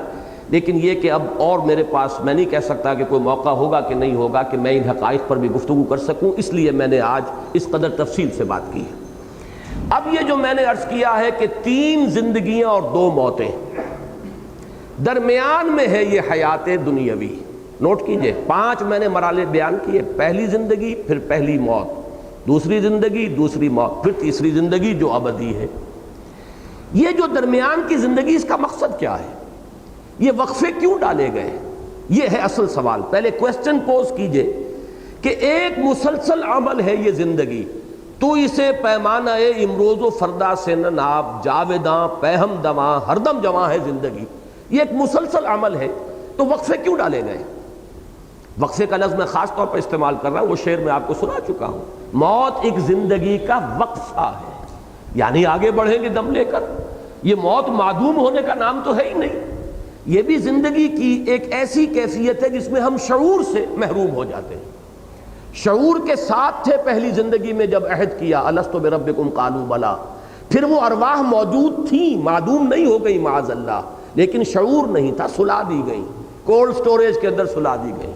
پھر ہم شعور کے ساتھ اس زندگی میں آئے، پھر موت آئے گی، اور یہ موت جو ہے یہ تو کامل بے شعوری کی نہیں ہے، اس میں تو شعور رہے گا، اس لیے کہ وہ جنت کا باغیچہ ہے یا دوزخ کا گڑھا ہے، وہ شعور ہے۔ اگرچہ وہ شعور جو ہے وہ آج ہم نہیں سمجھ سکتے ہمارے اس وقت کے شعور سے، اس میں کیا فرق ہوگا، نیم شعوری کی کیفیت تو بہرحال ہے، اور اس کے بعد جو ہے وہ ہماری زندگی باشعور جو ہے وہ ابدی زندگی ہے۔ تو ان 5 میں درمیانی جو ہے حیات دنیاوی، جو ہم سب کی جانی پہچانی ہے، ہمارے تجربے میں آ رہی ہے، ہم اسے بسر کر رہے ہیں۔ بلکہ میں بعض اوقات یہ کہا کرتا ہوں، اور یہ دوسرے رکوع میں یہ بحث آئے گی انشاءاللہ، کہ ایک تو ہے زندگی بسر کرنا، ایک ہے کہ زندگی انسان کو بسر کر رہی ہوتی ہے، ہم خود نہیں جی رہے ہوتے، زندگی ہمیں بتا رہی ہوتی ہے، اس لیے کہ ہم نے اپنا کوئی مقصد معین کیا، نہ کوئی ہدف معین کیا، نہ کوئی نصب العین ہے، تو در حقیقت ہم جی نہیں رہے، بلکہ زندگی ہمیں گھسیٹ کر لے کر جا رہی ہے۔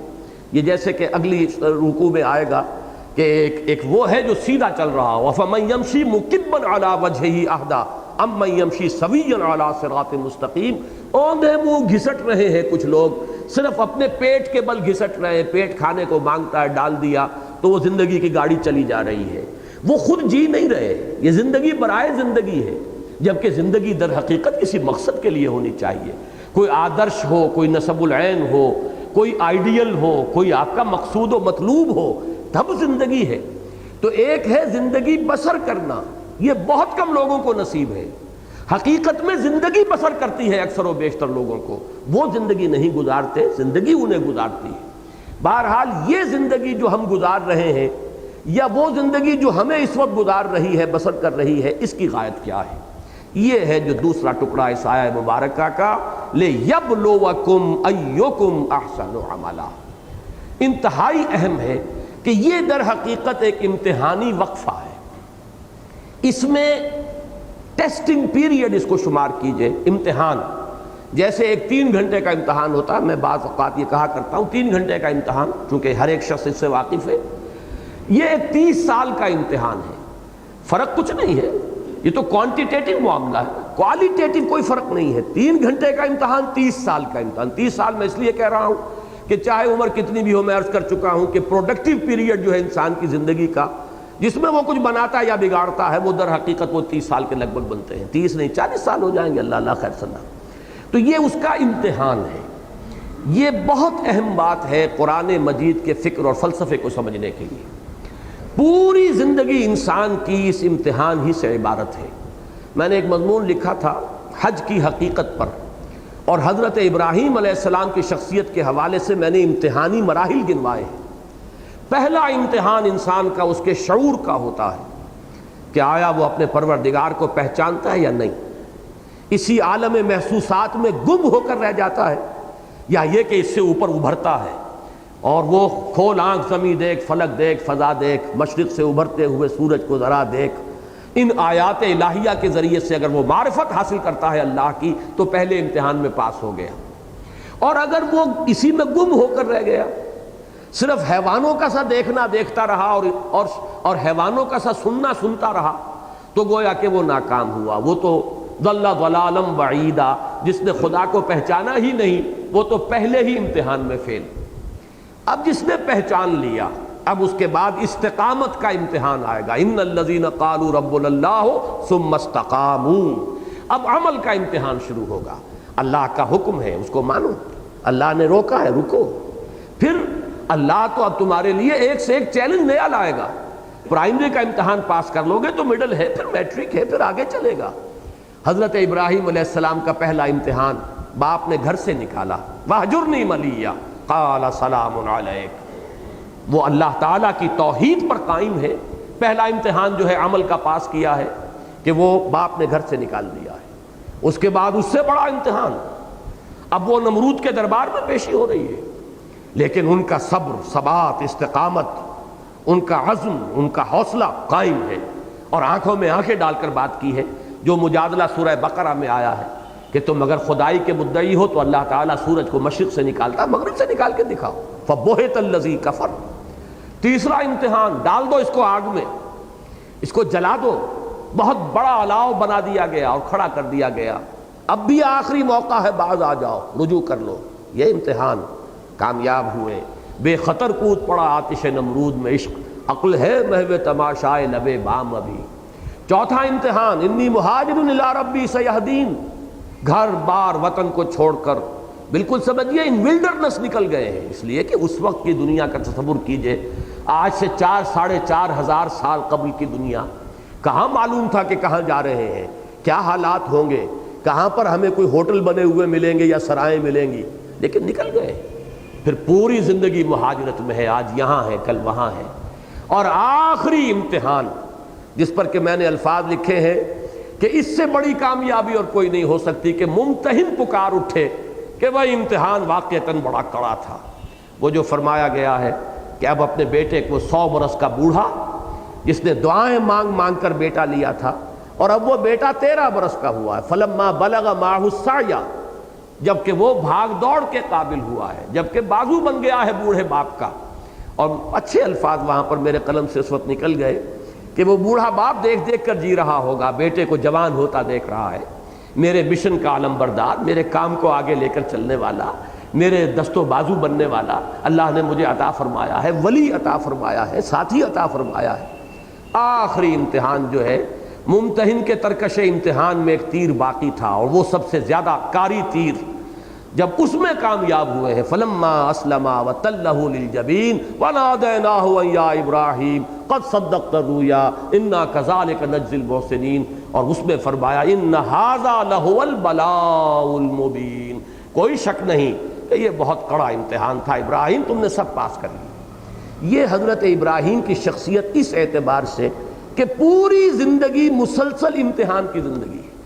یہی وجہ ہے کہ سورہ بقرہ میں ایک آیت میں اس کو سمو لیا، وَإِذِ ابْتَلَىٰ إِبْرَاهِيمَ رَبُّهُ بِكَلِمَاتٍ فَأَتَمَّهُنَّ قَالَ إِنِّي جَاعِلُكَ لِلنَّاسِ إِمَامًا۔ یاد کرو جب کہ اللہ نے امتحان لیا، ابتلا کیا، آزمایا ابراہیم کو بڑے بڑے امتحانات میں، کلمات، اس لیے کہ یہ تفخیم کے لیے ہے، تنکیر، نکرہ کا لفظ، بڑے بڑے امتحانات میں سے گزارا، اور جب وہ ان تمام میں پورا اترا تب کہا انی جاعلک للناس اماما، اب میں تمہیں پوری نوع انسانی کا امام بنا رہا ہوں۔ اس مقام پر فائز ہونے کے لیے وہ تمام ٹیسٹ جو ہے وہ پاس کرنے پڑے حضرت ابراہیم کو علیہ الصلاۃ والسلام۔ تو در حقیقت پوری زندگی امتحان ہے۔ یہی امتحان ہے کہ جو اب آپ پر دنیا کی جو کیفیات عدلتی بدلتی رہتی ہیں، کبھی فراخی ہے، کبھی تنگی ہے، کبھی صحت ہے، کبھی بیماری ہے، کبھی مفلسی ہے، کبھی تمنگری ہے، کبھی حالت خوف ہے، کبھی حالت امن ہے، کبھی اللہ نے چھپر پھاڑ کر کچھ دے دیا ہے، اور کبھی اچانک جو کچھ تھا چھین لیا ہے۔ یہ سب کیا ہے؟ امتحان ہے۔ چنانچہ سورۃ الفجر کے اندر جو مضمون آیا ہے کہ فَأَمَّا الْإِنسَانُ إِذَا مَا ابْتَلَاهُ رَبُّهُ فَأَكْرَمَهُ وَنَعَّمَهُ فَيَقُولُ رَبِّي أَكْرَمَنِ وَأَمَّا إِذَا مَا ابْتَلَاهُ فَقَدَرَ عَلَيْهِ رِزْقَهُ فَيَقُولُ رَبِّي أَهَانَنِ كَلَّا۔ انسان کا بڑا مغالطہ ہے، بڑے دھوکے میں آ جاتا ہے جب اس کا رب اسے آزماتا ہے، آزمانے کے لیے اسے دولت دیتا ہے، نعمتیں دیتا ہے، وہ سمجھتا ہے میرے رب نے مجھے عزت دے دی۔ عزت نہیں ہے، امتحان ہے خدا کے بندے۔ اسی طریقے سے جب وہ امتحان لیتا ہے دوسری شکل میں، وَإِذَا مَبْتَلَاهُ فَقَدَرَ عَلَيْهِ رِزْقَهُ، اس پر اس کے رزق کو تنگ کر دیتا ہے، ناپ تول کر دینے لگتا ہے حساب کتاب سے، تو کہتا ہے ربی اہانن، میرے رب نے تو مجھے ذلیل کر دیا۔ نہیں، یہ ذلت نہیں، وہ عزت نہیں، یہ ذلت نہیں۔ عزت اور ذلت کا فیصلہ تو قیامت کے دن ہوگا۔ ذالک یوم التغابن، جس کو اس دن جس کا اعزاز ہو گیا وہ ہے عزت والا، اور جو اس روز ذلیل ہو گیا اور عذاب مہین کے اندر مبتلا کر دیا گیا وہ ہے جو ذلیل ہو گیا۔ باقی اس دنیا کی زندگی میں یہ کیفیت بھی امتحان کی ہے، وہ کیفیت بھی امتحان کی ہے۔ تو اس پورے کے اوپر، زندگی کے اوپر اس کو پھیلائیے کہ در حقیقت یہ حیات دنیاوی جس کو ہم اپنی غلط فہمی میں زندگی کہہ بیٹھتے ہیں، یہ زندگی نہیں ہے۔ یہ 3 زندگیوں میں سے ایک زندگی ہے، بلکہ 5 زندگیوں میں سے ایک زندگی، اس لیے کہ موت بھی ایک طرح کی زندگی ہے، بے شعوری کی زندگی ہے در حقیقت موت، معدوم ہونے کا نام تو ہے ہی نہیں۔ تو 5 وقفے ہیں جن میں یہ درمیانی وقفہ ہے جو ہم یہاں بسر کر رہے ہیں، اور اس کی حیثیت ایک امتحانی وقفے کی ہے۔ تو میں نے جو دوسرا شعر کہا تھا علامہ اقبال کی اس نظم میں، وہ اس نظم کا آخری شعر ہے۔ قلزم ہستی سے تو ابھرا ہے مانند حباب، اس زیاں خانے میں تیرا امتحان ہے زندگی۔ یہ امتحان کا ایک پیریڈ ہے، اور بڑا پیارا ایک شعر کہا ہے، تو عرصہ محشر میں ہے پیش کر غافل عمل کوئی اگر دفتر میں ہے، کہ تم سمجھتے ہو کہ وہ حشر جو پھر بعد میں ہوگا وہ تو در حقیقت حشر کا ظہور ہے۔ اصل میں عرصہ محشر میں ہم اس وقت ہیں۔ عرصہ ہے، یہ عرصہ نہیں ہے، لفظ عرصہ کہتے ہیں میدان کو، عرصہ محشر میں ہے۔ یہ پہلا مصرع پورا کیا ہے؟ یہ گھڑی محشر کی ہے تو عرصہ محشر میں ہے، پیش کر غافل عمل کوئی اگر دفتر میں ہے۔ یہ زندگی ہے اصل محشر۔ وہ محشر جو ہوگا وہ در حقیقت اس کے نتائج کے اعلان کے لیے ہوگا۔ اصل میں تو اگر کوئی عمل کا تمہارے دفتر میں ہے تو نکالو، برابر ہر چیز اندر سینہ داری، سرود نالے آہے فغانے، جو تمہارے اندر ہے اسے باہر نکال کر پیش کرو، اس لیے کہ در حقیقت یہ حشر تو یہاں ہو رہا ہے۔ جیسے کہ آتا ہے حاسبوا انفسکم من قبل ان تحاسبوا، اصل میں تو محاسبے کے عالم میں اس وقت ہم ہیں۔ اگر ہم پہچان لیں کہ ہمارا امتحان اب ہو رہا ہے، اور وہ جو نتیجے کے دن ہے وہ تو در حقیقت اس کا ظہور ہے، اس کے نتیجے کا۔ اصل تو ہم یہاں بنا یا بگاڑ رہے ہیں اپنی قسمت کو اور اپنے مستقبل کو اور اپنی ابدی زندگی کو۔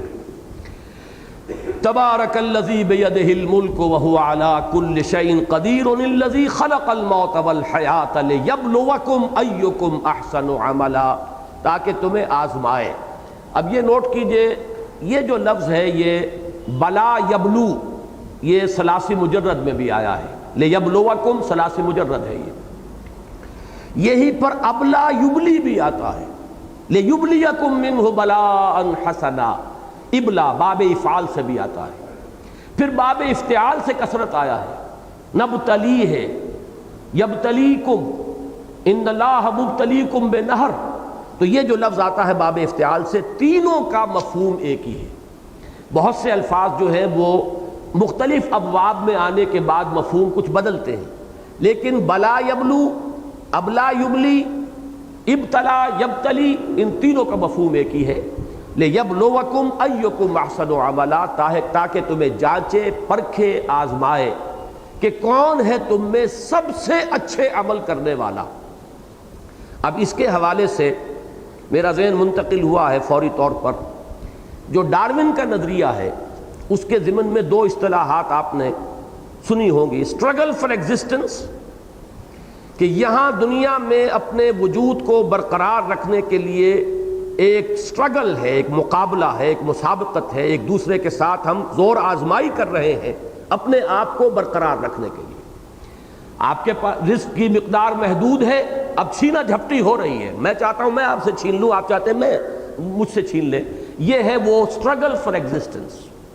اور نمبر دو اصطلاح ہے سروائیول آف دی فٹسٹ، اس میں جو جتنا فٹ ہوگا وہ جیت جائے گا، وہ باقی رہے گا، اور جو کمزور ہے، انفٹ ہے، وہ معدوم ہو جائے گا، اس کا وجود نہیں رہے گا۔ جیسے کہ اقبال نے کہا ہے، جرم ضعیفی کی سزا مرگ مفاجات، یہ جو بھی کمزور ہوگا، انفٹ ہوگا، معدوم ہو جائے گا۔ یہ ڈارون کے فلسفے میں یہ سپیشیز جو ختم ہو گئیں، بڑے بڑے حیوانات ہوتے تھے، ڈائنوسارز وغیرہ، اب ان کا کہیں وجود نہیں ہے۔ کیوں ختم ہو گئے؟ کہ وہ اپنے آپ کو ماحول کے ساتھ سازگار نہیں کر سکے۔ جنہوں نے اپنے آپ کو ماحول کے ساتھ سازگار اور موافق بنا لیا وہ باقی رہے، جو فیل ہو گئے وہ ختم ہو گئے۔ تو میں نے یہ اصطلاحات صرف رکھی ہے، اس وقت فلسفہ پڑھانا جو ہے ڈارون کا یا اس کی نفی یا اس کا اس بات پیش نظر نہیں ہے۔ قرآن مجید نے لفظ استعمال کیا ایکم احسن عملا، یہ سروائیول آف دی فٹسٹ نہیں ہے، بلکہ جو تم میں سے چناؤ ہے، فٹسٹ کو اللہ چننا چاہ رہا ہے۔ اللہ تعالیٰ نے یہ تمام امتحان کی چھلنی لگائی ہے کہ تم میں سے جو بہترین عمل کرنے والے ہو انہیں وہ چنے گا۔ ایکم احسن عملا، تم میں سے کون ہے بہترین عمل کرنے والے۔ اب اس کی بھی بہت دور تک جو ہے بات جاتی ہے۔ علامہ اقبال نے ایک خیال ظاہر کیا ہے، اگرچہ مجھے اس خیال سے اتفاق نہیں ہے، لیکن فلسفے کا ایک نکتہ ہے۔ وہ یہ کہتے ہیں کہ ریزریکشن جو ہے یہ در حقیقت ارن کی جانے والی شے ہے، یہ ایسے ہی نہیں مل جائے گی۔ اگر آپ نے اس زندگی کے اندر اعمال صالحہ کے ذریعے سے اپنی خودی کو مضبوط کر لیا ہے تو یہ خودی جو ہے اس پر موت کا کوئی اثر وارد نہیں ہو سکے گا، یہ سروائیو کرے گی۔ لیکن اگر عمل صالح کے ذریعے سے آپ نے خودی کو مستحکم نہیں کیا ہے تو معدوم ہو جائیں گے، اس لیے کہ پھر آپ کی حیثیت جو حیوانات کی ہے۔ جس طریقے سے کہ حیوانات کے لیے ریزریکشن نہیں ہے، اسی طریقے سے انسانوں کے لیے بھی نہیں ہے۔ یا یہ کہ حیوانات کے بارے میں حدیث ہے کہ ان کو بھی دوبارہ زندہ کیا جائے گا، اور جو ایک دوسرے پر انہوں نے زیادتیاں کی ہوں گی، کسی نے کسی کو سینگ مارا تھا، کسی نے کسی اور کو لات رسید کی تھی، اس کا بدلہ دلوا کر پھر معدوم کر دیا جائے گا، یہ ایک حدیث ہے۔ اور ابھی میرے پاس ایک کتاب حال ہی میں آئی ہے، ناصر الدین البانی جو اس دور کے سب سے بڑے محدث ہیں، 4 بڑی والیومز میں انہوں نے الاحادیث الصحیحہ جمع کی ہیں، یعنی صرف صحیح ہے نہیں، دوسری کتابوں میں بھی جو حدیثیں کے صحت کے معیار پر پوری اترتی ہیں ان کو انہوں نے سب کو جمع کر دیا ہے۔ اس میں اس حدیث کو بھی انہوں نے لیا ہے کہ حیوانات کی بھی بعث بعد الموت ہے، ان کے ایک دوسرے پر زیادتیوں کا ایک دوسرے کو بدلہ قصاص دلوا کر پھر معدوم کر دیا جائے گا۔ یہ بات جو ہے مولانا مناظر حسن گیلانی نے بھی الدین القیم میں بڑی تفصیل سے اس پر گفتگو کی ہے، اس کے آخری حصے میں۔ تو علامہ کا فلسفہ یہ ہے کہ ریزریکشن جو ہے یہ ایسے ہی نہیں مل جائے گی، it has to be earned, اسے تو کمانا پڑے گا آپ کو۔ اس کے لیے عمل صالح کے ذریعے سے اپنی خودی کو مضبوط کیجئے کہ پھر وہ موت کے صدمے کو برداشت کر جائے اور اس کے بعد جو ہے اس کی بقا ہو۔ بہرحال وہ میں نے جیسا کہ عرض کیا، میں اس کی تائید نہیں کر رہا، صرف ایک نقطہ جو ہے علمی علامہ کے فکر کا میں نے صرف اسے آپ کے سامنے رکھا ہے۔ تو ایکم احسن عملا، کون ہے تم میں سے بہترین عمل کرنے والے؟ اس کا ایک منطقی نتیجہ نکلتا ہے، اور وہ قرآن مجید کے بہت سے مقامات پر پھر اس کو واضح کیا گیا ہے، کھول کر بیان کیا گیا ہے کہ وہ جو سروائیول آف دی فٹسٹ اور اسٹرگل فار ایگزسٹنس ہے، قرآن یہ چاہتا ہے کہ آپ اسٹرگل کریں، ایک دوسرے سے مسابقت کریں خیر میں، نیکی میں۔ وَلِكُلٍّ وِجْهَةٌ هُوَ مُوَلِّيهَا فَاسْتَبِقُوا الْخَيْرَاتِ، ہر ایک نے اپنا کوئی نہ کوئی ہدف معین کیا ہوا ہے جدھر اس نے اپنا رخ کیا ہے، تو تم بھی اے مسلمانوں رخ کرو اور استباق کرو۔ استباق کہتے ہیں بھاگنا دوڑنا ایک دوسرے سے مقابلے کے لیے اور ایک دوسرے سے آگے نکلنے کے لیے. استباق، وہ جو حضرت یوسف کو ان کے بھائی لے گئے تھے اور آ کر پھر جب انہوں نے والد اپنے حضرت یعقوب علیہ السلام کی خدمت میں جو اپنی معذرت پیش کی ہے، یا ابانا انا ذهبنا نستبق وترکنا یوسف عند متاعنا، تو ہم نے دوڑ کا مقابلہ کیا تھا ایک دوسرے سے آگے نکلنے کے لیے، اور اپنے کپڑوں کے پاس، سامان کے پاس یوسف کو ہم چھوڑ گئے تھے، فاکلہ الذئب، تو اسے ایک بھیڑیا کھا گیا. تو استباق کے معنی ہے دوڑ لگا کر ایک دوسرے سے آگے نکلنا. فاستبقوا الخیرات، اے لوگو، اے مسلمانوں، تم نیکیوں میں ایک دوسرے سے آگے نکلو. یہی لفظ سورہ حدید میں آیا ہے، وہاں پر باب مفاعلہ سے مسابقت سے آیا، سابقوا الی مغفرۃ من ربکم وجنۃ عرضھا کعرض السماء والارض. معلوم ہوا کہ سٹرگل جو کی توں برقرار ہے، مسابقت ایسنشلی موجود ہے. ایک دوسرے سے آگے بڑھنے کا جذبہ جو ہے یہ غلط نہیں ہے، پسندیدہ ہے. صرف یہ کہ اس کے رخ کو بدل لو.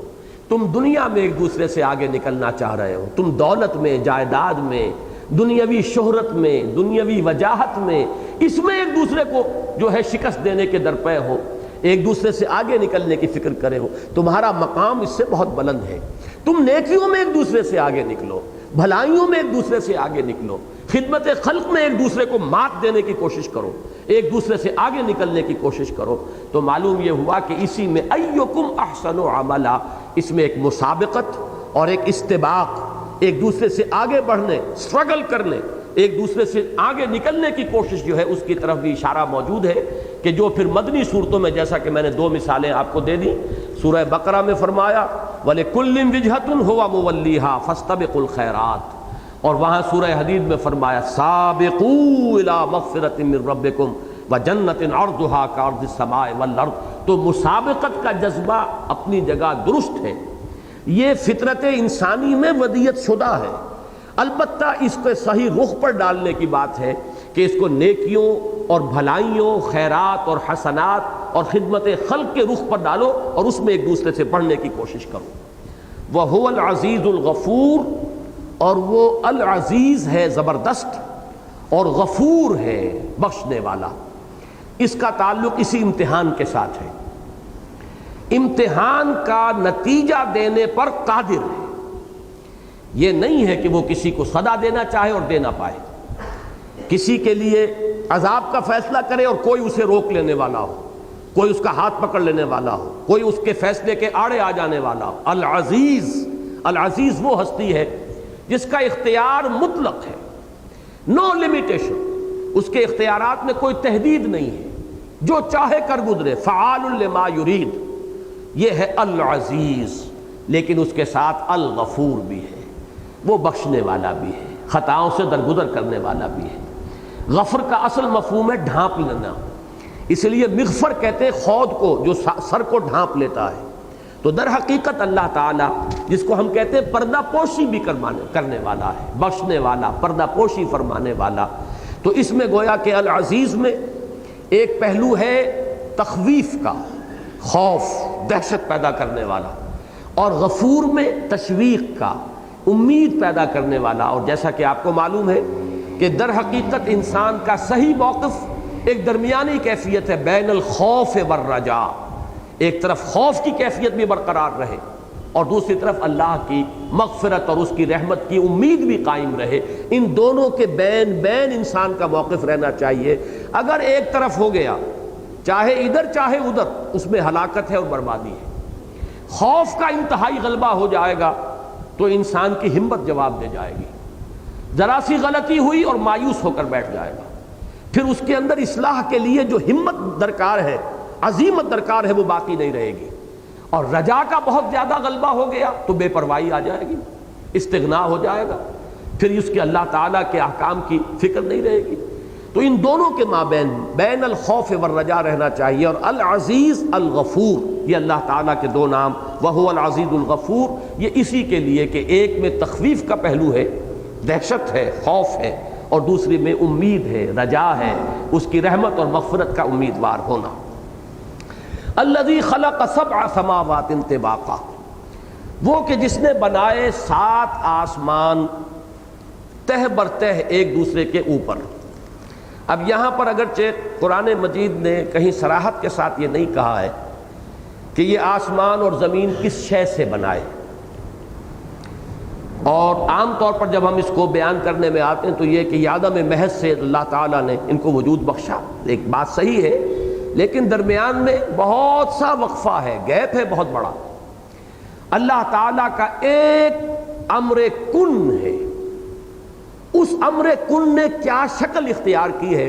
اب یہ اصل میں وہ موضوعات ہیں جن سے آج کل جو فزکس کی جو سمجھیے کہ سب سے اونچی شاخ ہے، theory of the creations of universe, کائنات پیدا ہوئی کیسے ہوئی، کن مراحل سے گزری ہے۔ ہمارے صوفیہ اور متکلمین اور فلاسفہ نے اسے تنزلات سے تعبیر کیا ہے۔ ذات بحت نے ایک احدیت کی شکل اختیار کی، پھر وہ واحدیت، تنزلات ستہ اور تنزلات خمسہ کی اصطلاحات ہیں، لیکن یہ کہ آج کے دور میں وہ پہلے ایک خلق نور کی شکل میں تھا۔ اللہ کے کلمہ کن نے ایک صورت اختیار کی ہے نور کی، اس نور سے ملائکہ پیدا کیے گئے اور اسی نور سے ارواح انسانیہ پیدا کی گئی۔ نہ زمین تھا نہ آسمان تھا، ابھی کچھ نہیں تھا سوائے نور خداوندی کے۔ اس کے بعد اسی میں پھر اس خلق نور کے اندر بڑے بڑے دھماکے ہوئے، ایکسپلوژنز ہوئے، اور وہ جو مخفی اس کی انرجی تھی وہ ظاہر ہوئی ہے۔ اس نے کروں کی شکل اختیار کی ہے، بہت بڑے بڑے کرے، آکشی کرے، جیسے کہ ہمارا یہ سورج ہے، اور نہ معلوم کتنے اربوں کروڑوں بلکہ کروڑوں کیا کہہ رہا ہوں، اربوں سورج ہیں جو اس کائنات کے اندر موجود ہیں۔ ان سب کا در حقیقت یہ نار کا مرحلہ ہے، اس نار سے جنات کی تخلیق ہوئی ہے۔ اور اس کے بعد آپ نے پڑھا سورہ فصلت میں یا سورہ حامیم السجدہ میں غالباً لفظ آیا ہے وَهِيَ دُخَانٌ، یہ آسمان جو ہے ایک دخان کی شکل میں تھا، اور پھر کہیں اس کی جو شکلیں متعین ہوئی ہیں اور پھر یہ 7 آسمان بنے ہیں۔ تو یہ یوں سمجھیے کہ اللہ تعالیٰ کی اس تخلیق میں کتنا وقت گزرا ہے۔ یہ بات بھی میں اس وقت عرض کرنے سے رہ گئی، اب بیان کر دوں کہ ابداع اور تکوین اور ایجاد میں کوئی وقت نہیں لگتا۔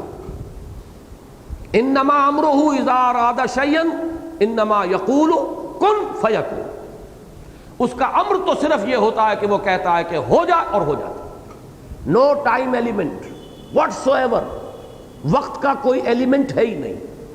ٹائم کی ڈائمنشن ایڈ ہوئی ہے عالم خلق میں آ کر، اور تخلیق کا جب لفظ آئے گا خلق السماوات والارض فی 6 ایام، اب یہ وقت کا تصور آ گیا۔ اور 6 دن، اور ظاہر بات ہے کہ وہ ہمارے 24 گھنٹوں والے 6 دن نہیں ہیں، وہ 6 دن 50,000 برس کا ایک دن ہے کہ لاکھوں برس کا ایک دن ہے، اور جدید جو ہماری اصطلاح ہے ملینمز، وہ ان کو 6 دن قرار دیا گیا ہو، 6 ملینمز ہو یہ، اس میں کہیں جا کر یہ تخلیق کا عمل جو ہے آسمان اور زمین کا یہ پورا ہوا ہے۔ تو ایک لفظ میں سے ہم گزر جاتے ہیں، لیکن یہ ہمیں اندازہ نہیں ہوتا کہ اس ایک لفظ کے اندر کتنی قیامت مضمر ہے، کتنا وقت لگا ہے۔ خلق السماوات والارض فی 6 ایام ثم استوى علی العرش یعلم ما یلج فی الارض وما یخرج منها وما ینزل من السماء وما یعرج فیها، یہ سورہ حدید کی آغاز کی آیت سنا رہا ہوں۔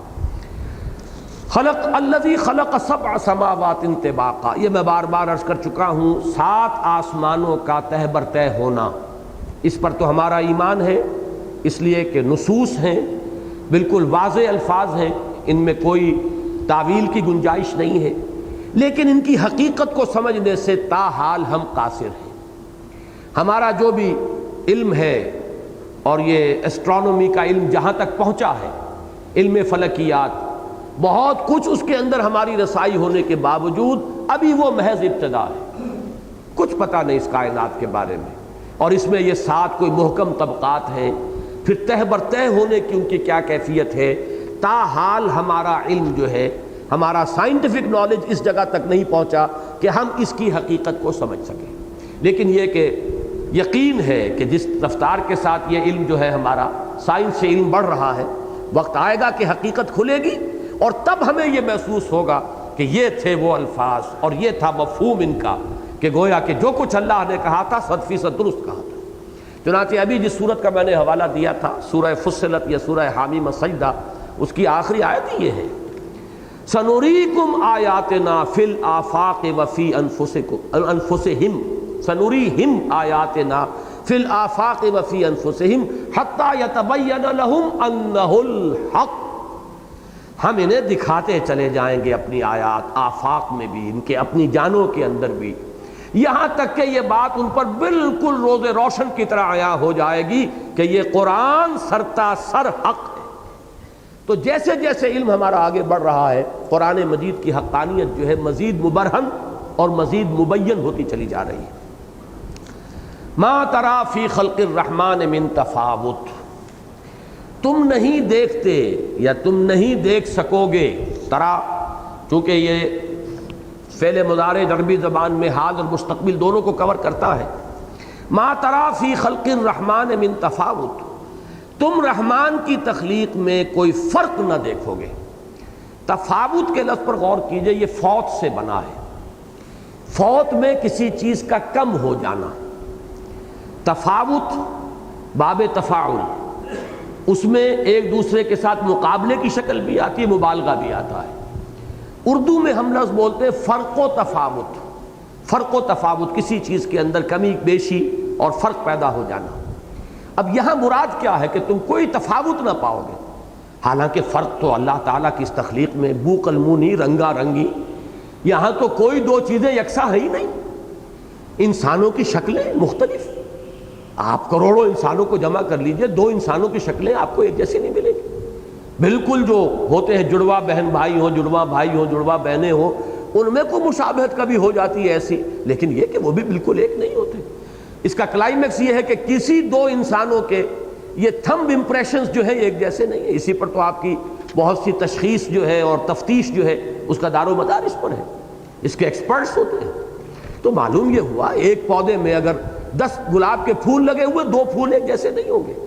یہ اللہ تعالیٰ کی بو قلمونی ہے، رنگا رنگی ہے، یہ اس کی خلاقی کی شان ہے۔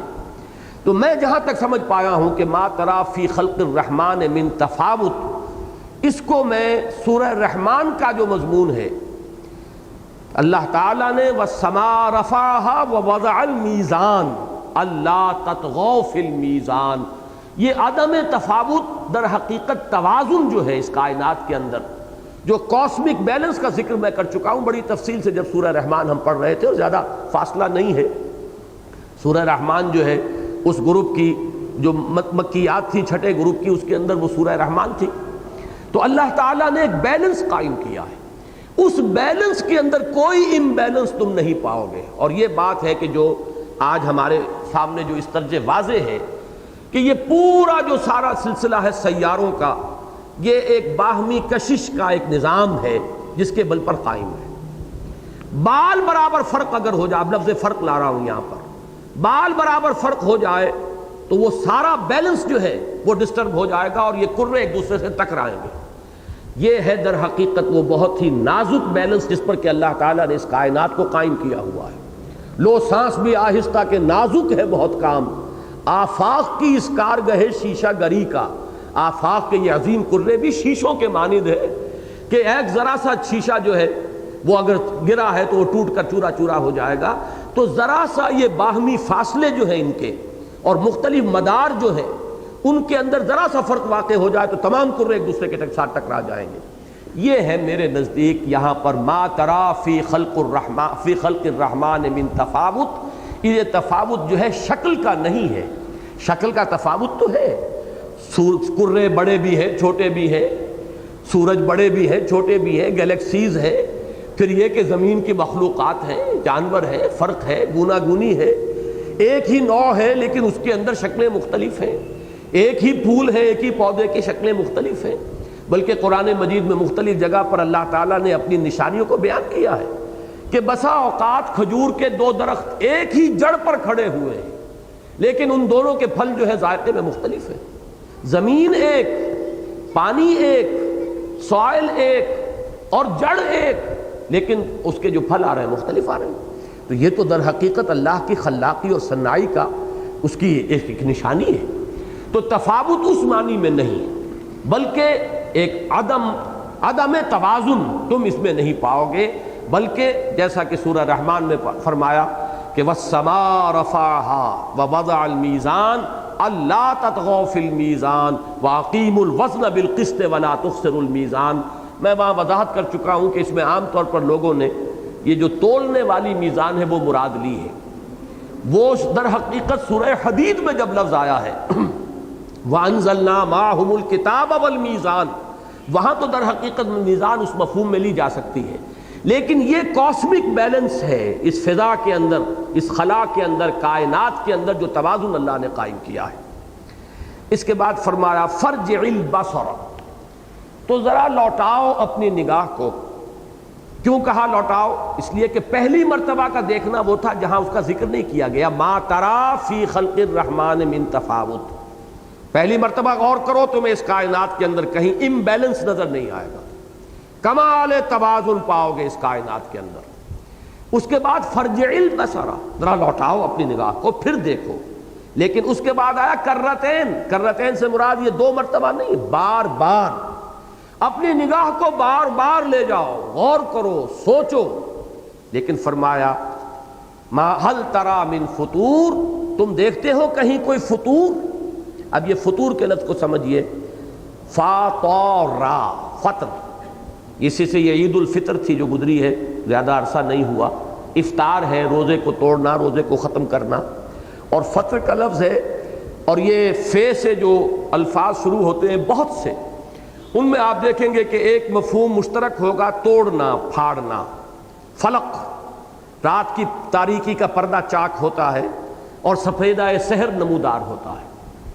فالق الاصباح، فالق الحب والنوا، فلق جو ہے کہ وہ گٹھلی پھٹتی ہے، دانہ پھٹتا ہے، اس میں سے دو پتیاں نکلتی ہیں جو پودے کی شکل اختیار کرتی ہیں.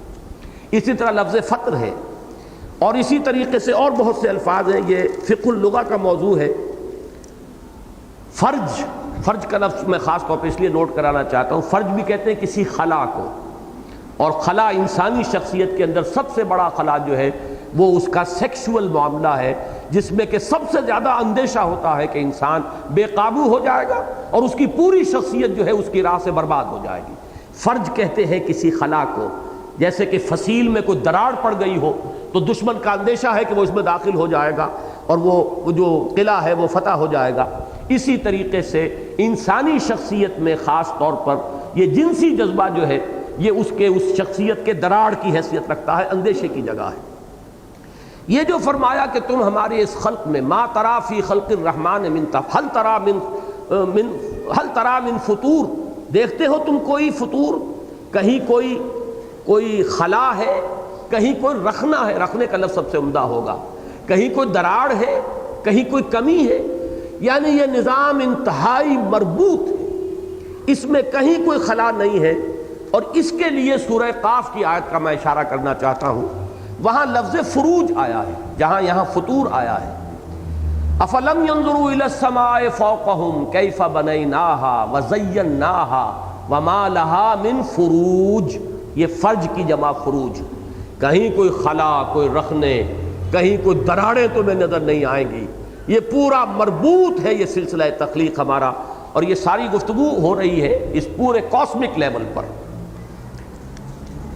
ثم ارجع البصر کرتین، پھر لوٹاؤ اپنی نگاہ کو. کرتین میں عرض کر چکا ہوں دو مرتبہ مراد نہیں ہے، بار بار. ینقلب الیک البصر خاسئا وهو حسیر، تمہاری نگاہ پلٹ آئے گی تھکی ہاری ہوئی اور ناکام اور خاسر ہو کر، اور تمہیں کہیں بھی اللہ تعالیٰ کی تخلیق کے اندر کوئی خلا، کوئی رخنا، کوئی امبیلنس، کوئی دراڑ نظر نہیں آئے. یہ جو چیلنج ہے در حقیقت یہ وہی مضمون ہے جو قرآن مجید میں ابھی جو ہم نے صورتیں پڑھی تھی سورہ حدید سے لے کر اور سورہ تغابن تک، خاص طور پر جو 5 صورتیں آتی ہیں کہ جن کے شروع میں ہے سبح للہ ما فی السماوات والارض یا یسبح للہ ما فی السماوات وما فی الارض، جو مضمون ان کا ہے وہ اس کا ہے. یہ در حقیقت کائنات تسبیح حالی پیش کر رہی ہے. غور کرو، دیکھو، آسمان کو دیکھو، زمین کو دیکھو، دن اور رات کے نظام کو دیکھو. اس تخلیق میں ہمارے تمہیں کوئی عیب نظر آتا ہے؟ کوئی کمی؟ کہیں تم نشاندہی کر سکتے ہو کہ یہ شے یوں نہ ہوتی، یوں ہوتی تو بہتر تھا؟ ذرا غور کرو. اور اگر نہیں ہے، اگر یہ تخلیق کامل ہے تو در حقیقت یہ دلالت کر رہی ہے خالق کے کمال پر. یہ تخلیق دلالت کر رہی ہے، یہ گویا کہ زبان حال سے پکار پکار کر کہہ رہی ہے، میرا صانع، میرا خالق، میرا فاتر، میرا باری. یہ جو میں الفاظ استعمال کر رہا ہوں، الخالق، الباری، المصور، میرا صانع، میرا مصور، میرا خالق، میرا باری، یہ ہر نقص سے، ہر عیب سے، ہر ضعف سے، ہر کمی سے، ہر احتیاج سے منزہ ہے، اعلیٰ ہے، عرفہ. اس کی قدرت میں کوئی کمی نہیں، اس کے علم میں کوئی کمی نہیں، اس کی حکمت میں کوئی کمی نہیں. یہ ہے وہ تسبیح حالی جو کائنات کا ذرہ ذرہ کر رہا ہے. ویسے کائنات کی تسبیح کے اندر وہ دوسرا پہلو بھی موجود ہے جو میں بیان کر چکا ہوں ان صورتوں کی تفسیر کے ضمن میں. وہ تسبیح قولی بھی ہے جسے ہم نہیں جانتے، وَلَٰكِن لَا تَفْقَهُونَ تَسْبِيحَهُمْ، لیکن یہ تسبیح حالی ہے جس کا کہ یہاں ذکر کیا گیا چیلنج کے انداز میں. اسلوب بدل گیا کہ گویا کہ یوں کہہ دیا جائے کہ کائنات کا ذرہ ذرہ ثبوت دے رہا ہے اپنے خالق کے کمال کا، اس کے کمال قدرت، کمال علم اور کمال حکمت کا.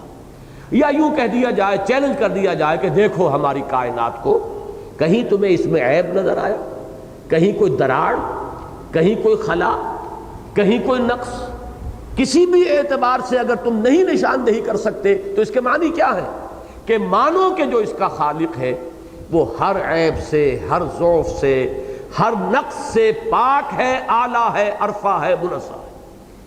هل ترى من فطور ثم ارجع البصر كرتين ينقلب اليك البصر خاسئا وهو حسير وَلَقَدْ زَيَّنَّا السَّمَاءَ الدُّنْيَا بِمَصَابِيحَ. بس اسی آیت پر آج کا درس ہم ختم کریں گے. اور ان سماوات میں سے السماء الدنیا، اس کو نوٹ کیجئے، یہ مرکب توصیفی ہے. دونوں الفاظ جو ہیں وہ معرفہ ہیں، السماء الدنیا، اور دونوں جو ہے رفیع حالت میں ہیں.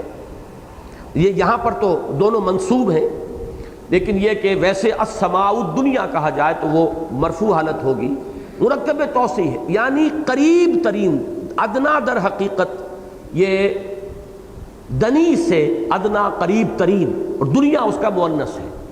السماء الدنیا یعنی قریب ترین جو آسمان ہے. اب اس کو لیے سمائے زیری بھی کہہ سکتے ہیں، اس لیے کہ اگر یہ طباقہ ہے، طبق بر طبق ہے، تو گویا کہ جو ہم سے قریب ترین ہے وہ سمائے زیری ہے، سب سے نچلا آسمان. اسے آپ پہلا آسمان کہہ لیں، سب سے نچلا آسمان کہہ لیں، لیکن لفظی ترجمہ ہوگا قریب ترین آسمان. وہ آسمان کے جو تمہاری اس زمین سے، تمہارے اس عالم سے قریب ترین ہے، اس کو ہم نے مزین کر دیا ہے چراغوں سے. اب اس کی بھی حقیقت ایک تو یوں سمجھ لیجئے کہ جو بھی انسان کو نظر آتا ہے، آج سے 1400 برس پہلے کا انسان جو قرآن سن رہا تھا، پڑھ رہا تھا، اس کا ابھی یہ جو علم ہے ایسٹرونومی کا اور کاسمولوجی کا بہت محدود، نہ ہونے کے برابر. انسان کو محسوس یہی ہوتا تھا کہ ایک چادر تنی ہوئی ایک چھت ہے، سقف محفوظہ، ایک چھت ہے کہ جو بڑی مضبوط ہے، بڑی مستحکم ہے، محفوظ ہے، اور اس میں جیسے قمقمے لگے ہوتے ہیں ویسے یہ قمقمے ہیں کہ جو یہ دمک رہے ہیں، چمک رہے ہیں. یہ ہے کیفیت کہ جو انسان کے مشاہدے کی ہے. ایک تو یہ ہو سکتا ہے کہ اس مشاہدے ہی کو تعبیر کیا گیا ہو، وَلَقَدْ زَيَّنَّا السَّمَاءَ الدُّنْيَا بِمَصَابِيحَ. باقی یہ کہ اب اس کی حقیقت جیسا کہ میں عرض کر چکا ہوں، سماوات کی حقیقت جب تک ہم پر منکشف نہیں ہوگی تو اس وقت تک اس سمائے دنیا کی حقیقت کو ابھی ہم نہیں جانتے. یہ صرف ہمارے مشاہدے کی کیفیت جو نظر آ رہی ہے کہ جیسے یہ ایک بڑی ہی یعنی مزین کی ہوئی چھت کے مانند ہے یہ پہلا آسمان، یا جو آسمان زیری ہے، یا جو قریب ترین ہمارے آسمان ہے. اس میں جو ستارے ہیں یہ گویا کہ قمقمے ہیں کہ جن سے ان کو زینت دی گئی ہے، آرائش دی گئی ہے. لیکن دوسری چیز ہے اصل میں کہ جو زیادہ اہم ہے، وَرُجُومًا لِلشَّيَاطِينِ. یہ جو ستارے ہیں یہ صرف زیبائش اور آرائش کا کام نہیں دیتے، بلکہ یہ شیاطین کو رجم کرنے کا ذریعہ ہے، سنسار کرنے کا ذریعہ ہے. یہ مضمون جو ہے اس سے پہلے کئی مرتبہ میں عرض کر چکا ہوں کہ جنات کا معاملہ، شیاطین جن وہ عالم بالا کی طرف چاہتے ہیں کہ پرواز کریں، وہاں سے غیب کی خبریں حاصل کریں، اور انسانوں میں سے جو جن کے ساتھ، ان کاہنوں کے ساتھ ان کے روابط ہیں، ان کے کانوں میں آ کر پھونک مارے کہ یہ بات ہے جو اب ہونے والی ہے، یہ غیب کی خبر ہے جو ہم تمہیں دے رہے ہیں، تم اس کے ذریعے سے اپنی کہانت کی دکان چمکا سکتے ہو۔ یہ دھندا دنیا میں ہمیشہ سے ہوتا چلا آ رہا ہے، اور آج بھی یہ جو تصوف کا ایک بہت ہی جامع لفظ ہے اور بہت وسیع مفہوم اس کے اندر شامل ہے۔ ارادہ ہے اللہ تعالیٰ توفیق دے، جلدی لکھنا چاہتا ہوں ایک مضمون، بہت اوور ڈیو بھی ہو چکا ہے، اس لیے کہ تصوف کی بحث ذرا چھڑ گئی تھی ہمارے حکمت قرآن میں، اور بہت سے خطوط آئے اس پر، اور میں نے وعدہ بھی کیا ہوا ہے کہ میں اس پر اپنے خیالات جو ہے تفصیل سے لکھوں گا۔ تصوف میں بہت سی چیزیں جمع ہو گئی ہیں اس لفظ کے تحت، اور اسی کی وجہ سے بہت سے مغالطے ہیں۔ اسی کے تحت ایک تصور یہ بھی ہے کہ ایک مخفی عالم ہے، اور اس مخفی عالم میں اولیاء اللہ کی ارواح ہیں، وہ صاحب خدمت ہیں، وہ اس کائنات کے انتظام میں دخیل ہیں، جو چیزیں یہاں ہو رہی ہیں وہ پہلے کہیں ان کی محفلوں میں طے ہوتی ہیں، پھر وہ کوئی طے کر کے پھر وہ بارگاہ نبوت میں پیش کرتے ہیں، پھر وہاں سے اس کی جو ہے وہ منظوری ملتی ہے، پھر اس کے مطابق اس کائنات میں رد و بدل ہوتا ہے، کوئی اگر کسی کا اقتدار ختم ہوتا ہے، کسی کو حکومت مل رہی ہوتی ہے، یہ ساری چیزیں جو ہیں یہ ایک اندرونی ایک باطنی نظام ہے جس کے تحت یہ چیزیں چل رہی ہیں۔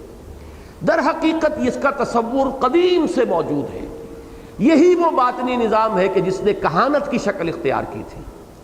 یہ چونکہ ہم سے ہڈن ہے، ہمارے لیے یہ عالم غیب ہے، لہذا کچھ معلوم نہیں ہوتا کہ کسی وقت اگر کوئی روح کسی کو یہ کہے کہ میں فلاں بزرگ کی روح ہوں، تو ہمارے پاس کوئی ذریعہ نہیں ہے ویریفائی کرنے کا، ہو سکتا ہے وہ کوئی شیطان جن ہو اور وہ دھوکہ دے رہا ہو، اور اس نے اگر کوئی خبر صحیح دے دی ہے تو وہ بھی در حقیقت ثبوت نہیں ہے کہ یہ فلاں بزرگ کی روح ہی بول رہی ہے، اس لیے کہ قرآن مجید سے ثابت ہے کہ یسترقون السمع، یہ لوگ کچھ نہ کچھ سانگن لے لیتے ہیں، یہ شیاطین جن جو ہے کچھ نہ کچھ خبریں انہیں مل جاتی ہیں، ملائکہ کے ساتھ انہیں چونکہ ایک نسبت ہے، وہ نوری ہیں یہ ناری ہیں، یہ بھی لطیف وجود کے حامل ہیں اور وہ انتہائی لطیف وجود کے حامل ہیں، لہذا یہ ملائکہ کے ذریعے سے ان کے قرب کے ذریعے سے کچھ خبریں جو ہیں وہاں سے چرا لیتے ہیں اور ان خبروں کے ذریعے سے کاروبار چلاتے ہیں۔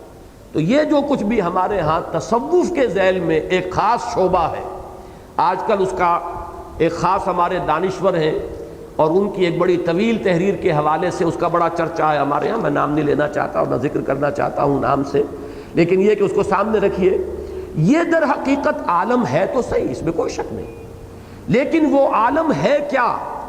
آیا یہ وہ جنات شیاطین ہیں کہ جو لوگوں کو اس طرح کی خبریں پہنچا کر اور اپنا دھندا اور اپنا کاروبار چمکا رہے ہیں؟ یہ ہم یقین کے ساتھ نہیں کہہ سکتے۔ میں آپ کو اور واضح طریقے سے بات بتاتا ہوں، کوئی شخص ہے جو کسی قبر پر جا کر مراقبہ کر رہا ہے، وہ محسوس کرتا ہے کہ قبر میں سے ہاتھ نکلا اور اس نے مصافحہ کیا، اب وہ یہ سمجھتا ہے کہ صاحب قبر کا ہاتھ نکلا ہے، کیا پتہ کسی شیطان جن نے وہ سارا کا سارا اس کے ساتھ معاملہ کیا ہو اور اسے دھوکے میں ڈالا ہو اور اسے شرک کے اندر مبتلا کیا ہو۔ کوئی اس کے پاس یقینی ذریعہ علم نہیں ہے کہ وہ یہ جان سکے کہ یہ کسی شیطان جن کی حرکت تھی یا یہ واقعتاً کسی روح کی طرف سے کوئی اس طرح کا معاملہ ہوا۔ یہی وجہ ہے کہ ایک چیز میں قطعیت کے ساتھ جانتا ہوں، میں ان چیزوں کے بارے میں نفی یا اس بات کے لیے حتمی طور پر ہم نہیں کہہ سکتے۔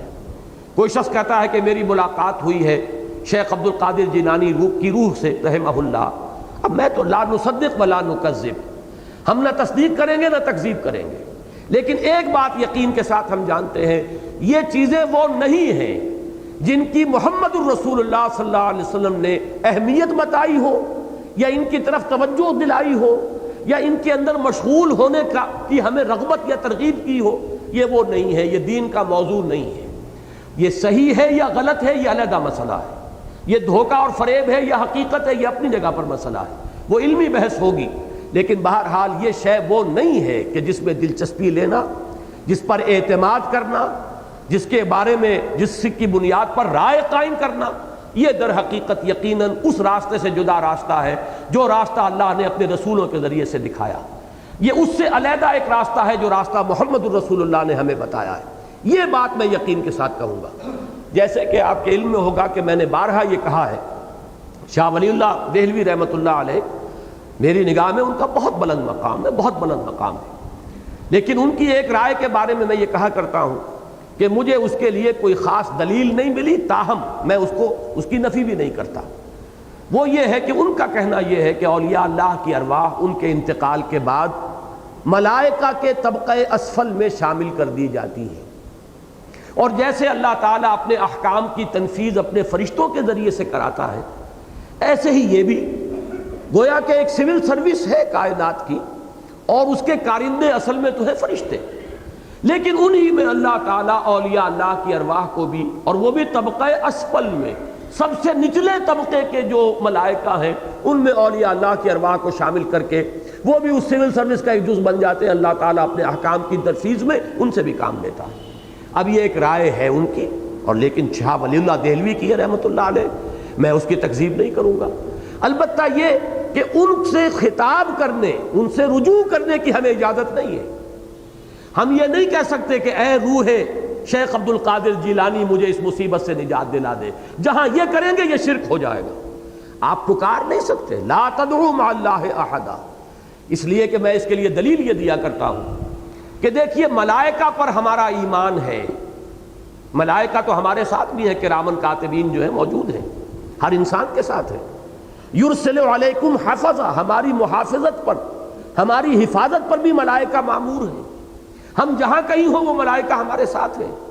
پھر یہ کہ ہم اس وقت مسجد میں بیٹھے ہوئے ہیں اور اللہ کی کتاب پڑھ رہے ہیں، ہمیں یقین کے ساتھ معلوم ہے کہ محمد رسول اللہ نے خبر دی ہے صلی اللہ علیہ وسلم، ملائکہ نے ہمارا گھیراؤ کیا ہوا ہے اس وقت، جیسے کہ حدیث صحیح ہے، مجتمع قوم فی بیت من بیوت اللہ یتلون کتاب اللہ ویتدارسون بینہم الا نزلت علیہم السکینہ وغشیتہم الرحمہ وحفتہم الملائکہ، ملائکہ جو ہے ان کے گرد گھیرا ڈال لیتے ہیں۔ لیکن ہمیں ہرگز اجازت نہیں ہے کہ ہم ملائکہ سے خطاب کریں کہ اے فلاں فرشتے، اور اے اسرافیل، اور اے جبرائیل، اور اے فلاں، یا اے وہ میرے فرشتے کہ جو میرے حفاظت پر جو مامور ہے، مجھے اس مشکل سے نجات دلا دے یا میرا یہ کام کر دے۔ جہاں یہ کریں گے وہ کفر ہو جائے گا، شرک ہو جائے گا۔ اسی طریقے سے اگر ارواح بھی ہیں ہوں گی، ہمیں اس سے انکار کرنے کی ضرورت نہیں، وہ اگر ان کے اندر ان کے طبقہ اسفل میں شامل ہے تو اس سے کوئی شرک لازم نہیں آتا۔ ہاں شرک وہ ہوگا جب کہ آپ ان سے استمداد کریں گے، استعانت کریں گے، استدعا کریں گے، انہیں پکاریں گے، ان سے دعا کریں گے، تب آپ مشرک ہو گئے، آپ نے شرک کے اندر قدم رکھ دیا۔ لیکن مجرد علمی مسئلہ ہے کہ وہ ہے، ہو سکتا ہے کہ ہو سکتا ہے کہ شاہ صاحب کی وہ رائے غلط ہو، واللہ عالم، لیکن یہ ہے کہ بہرحال میرا موقف اس میں ہوگا لا نصدق ولا نکذب۔ اسی طرح کوئی روح سے کسی کی ملاقات ہو جانا، لا نصدق ولا نکذب، لیکن ایک بات تو ہم یہ کہیں گے کہ بھائی تمہارے پاس کیا یقین کا ذریعہ ہے کہ یہ اسی کی روح تھی، یہ کسی شیطان نے تمہیں دھوکے میں نہیں ڈالا؟ تم تو نہیں کہہ سکتے، ویریفیکیشن کا کوئی ذریعہ ہمارے پاس موجود نہیں، یہ ہے۔ اور پھر دوسری بات قطعی ہے کہ اس سے کوئی استدعا کرنا، یہ تو در حقیقت دین کی جو سب سے بنیادی تعلیم ہے توحید، اور توحید فی الدعا، اور دعا کیا ہے؟ وہ عبادت کا جوہر ہے، لب لباب ہے۔ الدعاء هو العبادہ، الدعاء مخ العبادہ، تو اصل میں تو یہ پھر شرک فی العبادت ہو جائے گا، اس سے بچنا ہے۔ باقی رہ گیا کہ علمی اعتبار سے کیا بات صحیح ہے کیا غلط ہے، اس میں آپ دلیل کے ساتھ گفتگو کر سکتے ہیں۔ تو یہ جو میں ایک بات یہاں سے شروع ہوئی تھی کہ یہ جنات کی رسائی بہت دور تک ہے، ہم بڑے بڑے راکٹ سے جہاں پہنچنے کی کوشش کر رہے ہیں، یہ چونکہ ناری مخلوق ہے اور لطیف مخلوق ہے، اس کی رسائی وہاں تک ہے، سمائے دنیا تک یہ پہنچتے ہیں، یہ از قرآن ثابت ہے۔ اور اس سمائے دنیا سے پھر ان پر میزائلز پھینکے جاتے ہیں۔ یہ شہاب جو ہے، شہاب الرصدہ، گھات میں لگے ہوئے یہ میزائل فٹ ہوئے ہیں، اور جیسے ہی کوئی شیطان جن جو ہے وہ اس کے قریب آتا ہے وہ فائر کیے جاتے ہیں، اور وہی ہے کہ جو شہاب ثاقب ہمیں نظر آ رہے ہوتے ہیں۔ یہ مضمون قرآن مجید میں متعدد مواقع پر آیا، نص قطعی کے طور پر آیا ہے، لہذا اس کو تو ہمیں ماننا پڑے گا۔ یہ تمام چیزیں اگرچہ ظاہر بات ہے کہ یہ غیب کا معاملہ ہے، ہمارے لیے نہ جنات کا معاملہ یہ ہے ممکن کہ ہم ان کے ساتھ جو ہے وہ بھی چھپی ہوئی مخلوق ہے، جن اسی لیے اسے کہتے ہیں، جن کہتے ہیں اسے جو چھپی ہوئی شے ہو۔